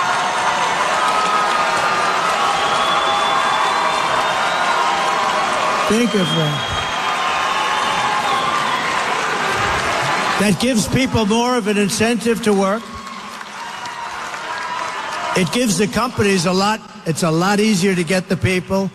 And, I went to some economists, great ones, and I said, what do you think? They said, it would be unbelievable. You'll get a whole new workforce by doing that. No taxes on overtime. The people who work overtime are among the hardest working citizens in our country. And for too long, no one in Washington has been looking out for them. Those are the people. They really work. They're police officers, nurses, factory workers, construction workers, truck drivers, and machine operators. It's time for the working man and woman to finally catch a break, and that's what we're doing because this is a good one. And I think it's going to be great for the country. So that's no taxes on tips, no taxes on overtime, and no taxes on Social Security income. I like it. that would be great, wouldn't it? I mean, and really, would it help out? I mean, the real hard workers in America, the people that put their nose to the grindstone and put in the hours every week and keep companies running, like that old Alabama song, thank you for, what you do and keeping the wheels turning. And these people would be the ones who would benefit. Really, for those of us on salary, no, not so much. But the rest of you, I think it's great. I think it's fantastic. I hope that he gets a chance to implement it. And you can be sure that tomorrow Kamala Harris will copy this idea as well. 30 minutes past the hour of 6 o'clock.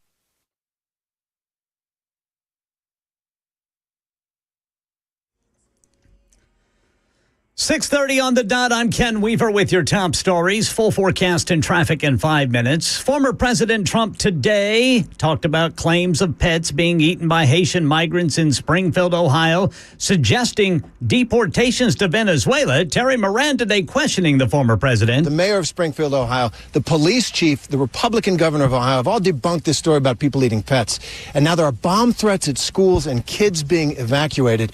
Why do you still spread this false story? The real threat is what's happening at our border. Federal prosecutors announcing a settlement with Walgreens after the company, headquartered in Illinois, allegedly billed the government for prescription drugs never dispensed. Here's Michelle Franzen. Walgreens agreeing to pay nearly $107 million, all to resolve alleged violations of the False Claims Act and state statutes. Federal prosecutors say the major retail pharmacy billed government health care programs for drug prescriptions that were processed but never picked up by the person or customer. Instead, U.S. prosecutors say Walgreens restocked and resold the same prescription medicine to new customers and did not reverse the claim already submitted to the government for payment. The company also has to implement changes to keep it from happening again. Money News, Chuck Sievertson. Strong weekly gains for the major indexes ahead of the upcoming Federal Reserve meeting, at which the central bank's expected to cut interest rates. It was the fourth winning week in the last 5. It was the fifth straight advance for the S&P 500, as it and the Dow Jones Industrial Average got close to their all-time highs. The S&P gained 30 points, the Dow up 297, and the Nasdaq added 114 points. Stocks got support from the bond market, where Treasury yields eased ahead of the Fed meeting. Utilities and industrial shares led the markets higher. Investors continued to buy up shares of big tech and semiconductor companies. That's the latest news. Traffic and weather next. I'm Ken Weaver, WTN News.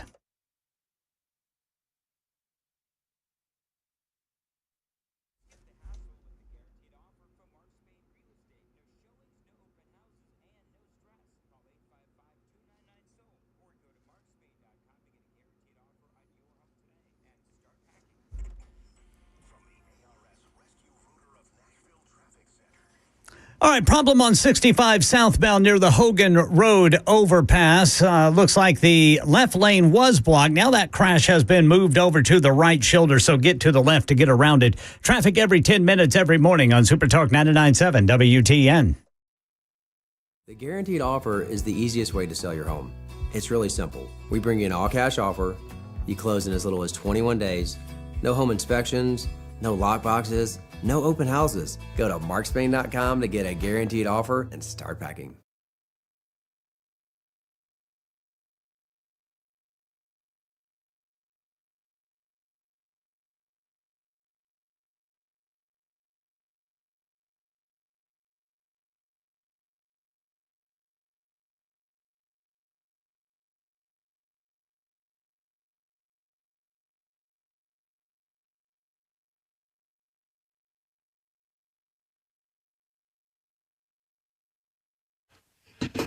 You've heard me say it before, but it's still true. Gold is up 78% over the last 5 years, and silver is up 99% in that same time period. Meanwhile, the U.S. dollar has lost 25% of its value since 2020.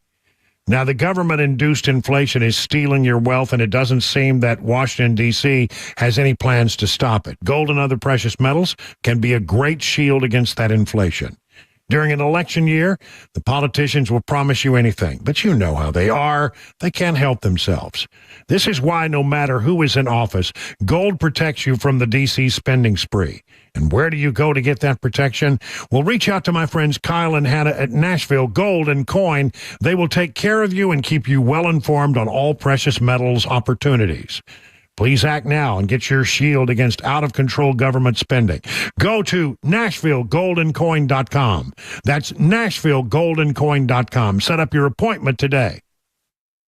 Hey, what's up, guys? This is Matt Murphy for Members Nutrition. I want to tell you about the Members Nutrition difference, and I want to encourage you to go over to the Members Nutrition website. Number one, they believe at Members Nutrition that they can sell vitamins and supplements at a lower cost point, and they're doing it every single day at membersnutrition.com. Number two, they want to make these products right here in the United States of America, not from some overseas company, and they do that every single day. I encourage you to go to membersnutrition.com. You'll get 50% off your purchase price At checkout, you don't have to put in any codes. Just go to membersnutrition.com. Once again, membersnutrition.com.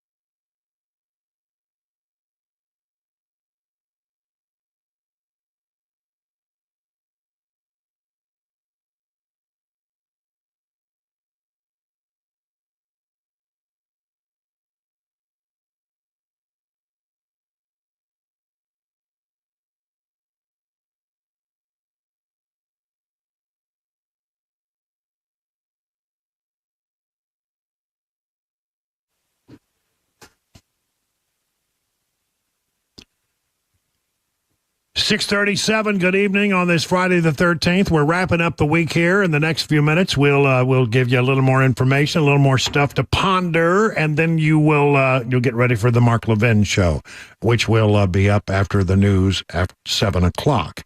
I want to go back to this story because I think it's really important. We are about to learn some pretty interesting stuff, I think, when it comes to the assassination attempt on President Trump. I mean, boy, the more you read about this thing and the more you study it, I think you just walk away going, we were so fortunate. I mean, this could have been an absolute disaster. This could have gone very badly. He is alive today through a miracle. I really believe that with every fiber of my being. It's a miracle that he turned at just that moment and was nicked rather than killed. And I mean, it could have been really bad. And it really makes me angry that he could have been put in such a position, because the more we learn, the more we become to understand just how bad the plan was that day in Butler, Pennsylvania. Now, yesterday, both the House and the Senate got a very lengthy briefing from the acting director of the Secret Service, the person who replaced Cheadle. And his name is Ronald Rowe. These were very detailed and very frank and honest, briefings behind closed doors. But we know they were from everybody's reporting on it. I was particularly struck by this 3-minute piece of sound that I'm going to play for you now. 3 minutes of Senator Richard Blumenthal. He's a Democrat. But see, there's a bipartisan investigation. See, the Secret Service is investigating itself. I don't trust that. I think they will look out for the institution and not maybe pull their punch. Homeland Security said to be looking at it, but I don't trust them either. The FBI is conducting an investigation into the shooter and what happened, but that's not going to result in any charges being filed, and they're not even investigating the lapses at the Secret Service. So I'm glad that we have a bipartisan group of senators and a bipartisan group of House members who are getting into and down and dirty and trying to learn everything they can learn about this. And so Senator Richard Blumenthal, a Democrat, sits on this committee. And Well, I'll let you judge what you think about it, but I walked away thinking, oh my gosh, it must have been a pretty eye-opening closed-door session. I think the American people are going to be shocked, astonished, and appalled. I mean, when you use those three adjectives, shocked, astonished, and appalled, that's pretty strong stuff to start out with. So, I think the American people are going to be shocked, astonished, and appalled by what we will report to them about the failures by the Secret Service in this assassination attempt on the former president. But I think they also ought to be appalled and astonished by the failure of the Department of Homeland Security to be more forthcoming, to be as candid and frank as it should be to them in terms of providing information. And we are going to absolutely insist on the truth and the whole truth in documents and testimony as members of the United States Senate, but also as citizens. What did you learn new today when you said they're going to be appalled? I'm not going to go into what we have learned in specifics. I'm giving you my reaction. And we will have a report very, very soon that I think will absolutely shock the American people, or it should, about the lapses and lags in the protection that was afforded that day and the breakdown in communication, failure in responsibility. I mean, is there a level of urgency to get this information out as soon as possible because of the void that's being filled with conspiracy theories about what happened on that day? That is a really critical question. The failure of the Department of Homeland Security to be more forthcoming fuels the conspiracy theories that have no basis in fact. If government officials fail to be factual and forthcoming, the petri dish for the virus of untruth and conspiracy theories is made all the richer. We have an urgency, we have an imperative to get the facts and make them public, all of them, as soon as possible. I cannot say more passionately how urgent I feel this mission is, because the American people need and deserve to know the truth, even if it's embarrassing. Because the way to avoid these kinds of catastrophes in the future is to have the truth made known to the American people. To that end, do you feel the Secret Service has made the necessary adjustments immediately, given the fact that we are at the height of a presidential campaign with so many different protectees under their charge? I am satisfied that the Secret Service had made improvements that provide much stronger safeguards, and that it is knowledgeable about the lapses that occurred, the failures that contributed to this assassination attempt being as close to successful as it was. I think the procedures, the protocols, and the practices have been improved. We'll see whether we're completely satisfied with them, because we're only beginning to learn about how the Secret Service is doing things differently. I just want to stress to you, this investigation is completely bipartisan. We are totally on the same page. We are working together in a very bipartisan way. It's one of the most bipartisan investigations that I've headed. That's quite a remark from a guy who is among one of the most partisan senators on Capitol Hill. But I get the impression that both sides are taking a pretty somber and sober look at this situation, because both sides have an interest in making sure that the problems at the Secret Service are fixed. There was a briefing, I'm telling you, as I said, of the senators and of Republicans and Democrats on the House side who are on this ad hoc committee. Representative Jason Crow, Democrat of Colorado, is the lead Democrat on the House side, and he says that Roe gave them a very lengthy and very candid discussion. They discussed the failings that occurred that day and what's been done to fix it, as well as some of the resourcing constraints the Secret Service has faced this election cycle. He made an outline of their internal report and briefed us on their internal mission evaluation, which is now complete. According to Crow, Rowe told lawmakers that he had looked at everything from the site selection and the planning for security that day, interaction between local law enforcement and campaign staff for the event, the communication or lack of communication, as the case might be in several instances, between the Secret Service and local law enforcement, the issue of perimeter security and lines of sight, and then the clearing of lines of sight. Speaking about his own visit to the site in July, Crow said the perimeter itself was too small, and the fact that the shooter was on the roof of a building a little more than 100 yards away from the platform where the former president was standing, that was outside the perimeter, is problematic. I think that's absolutely true, and it's hard to believe. It really is hard to believe. Jesse Waters had Josh Hawley on last night, and he is hearing. He's not part of this committee process, but he sure is hearing from a lot of Secret Service whistleblowers. Listen to this. What I'm learning now is that the lead advance agent that day in Pennsylvania, this is the agent that was in charge of Trump's entire trip in Pennsylvania, that this agent actually failed one or more of her training exams when she first joined the Secret Service. I mean, the pattern that is emerging here from whistleblowers who've come forward to me now over and over again is that the Trump rally was undermanned. It was understaffed. They did not have people who had experience on it. And now this advance agent, I'm told, may have failed one or more of her training exams and was known not to be a top quality agent. I mean, this is absurd. And the fact that the director will not level with the American people about what's going on here is just totally unacceptable and unbelievable. Director Cheadle, we know, had a priority to make 30% of the Secret Service women. So this woman fails, maybe once, maybe twice, maybe more, and doesn't matter. Cheadle still makes her in charge of the protective site detail for Butler, knowing that there was an Iranian threat.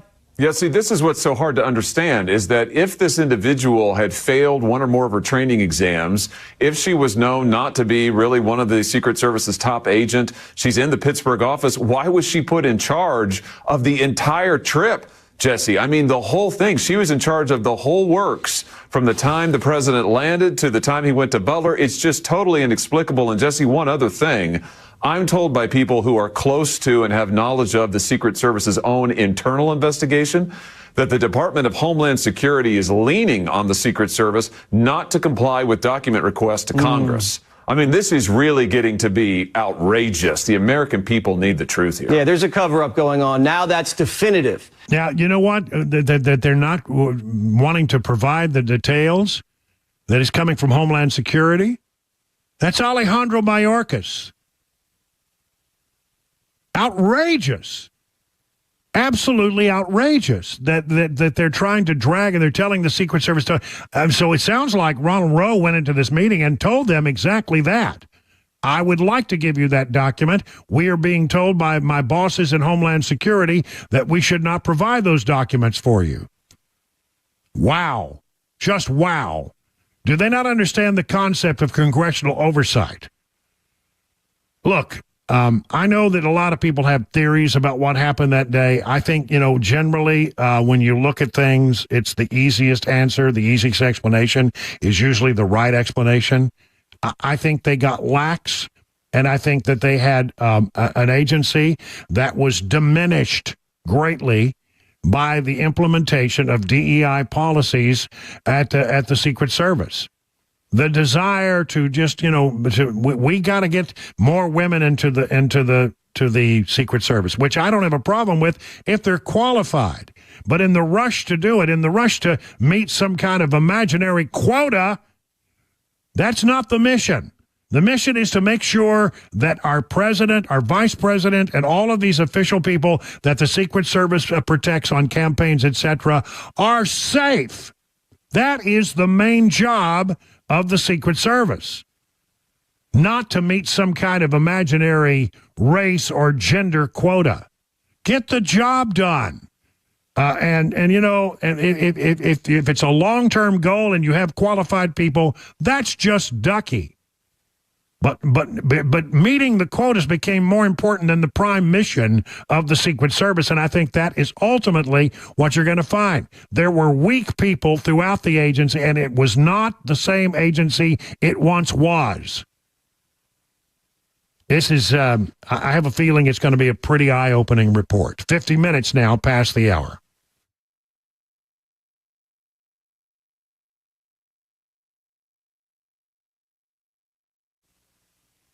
You know, fall is more than pumpkin spice lattes and pretty leaves. It's the time to save some money if you need to do something with your plumbing, your heating, or your cooling.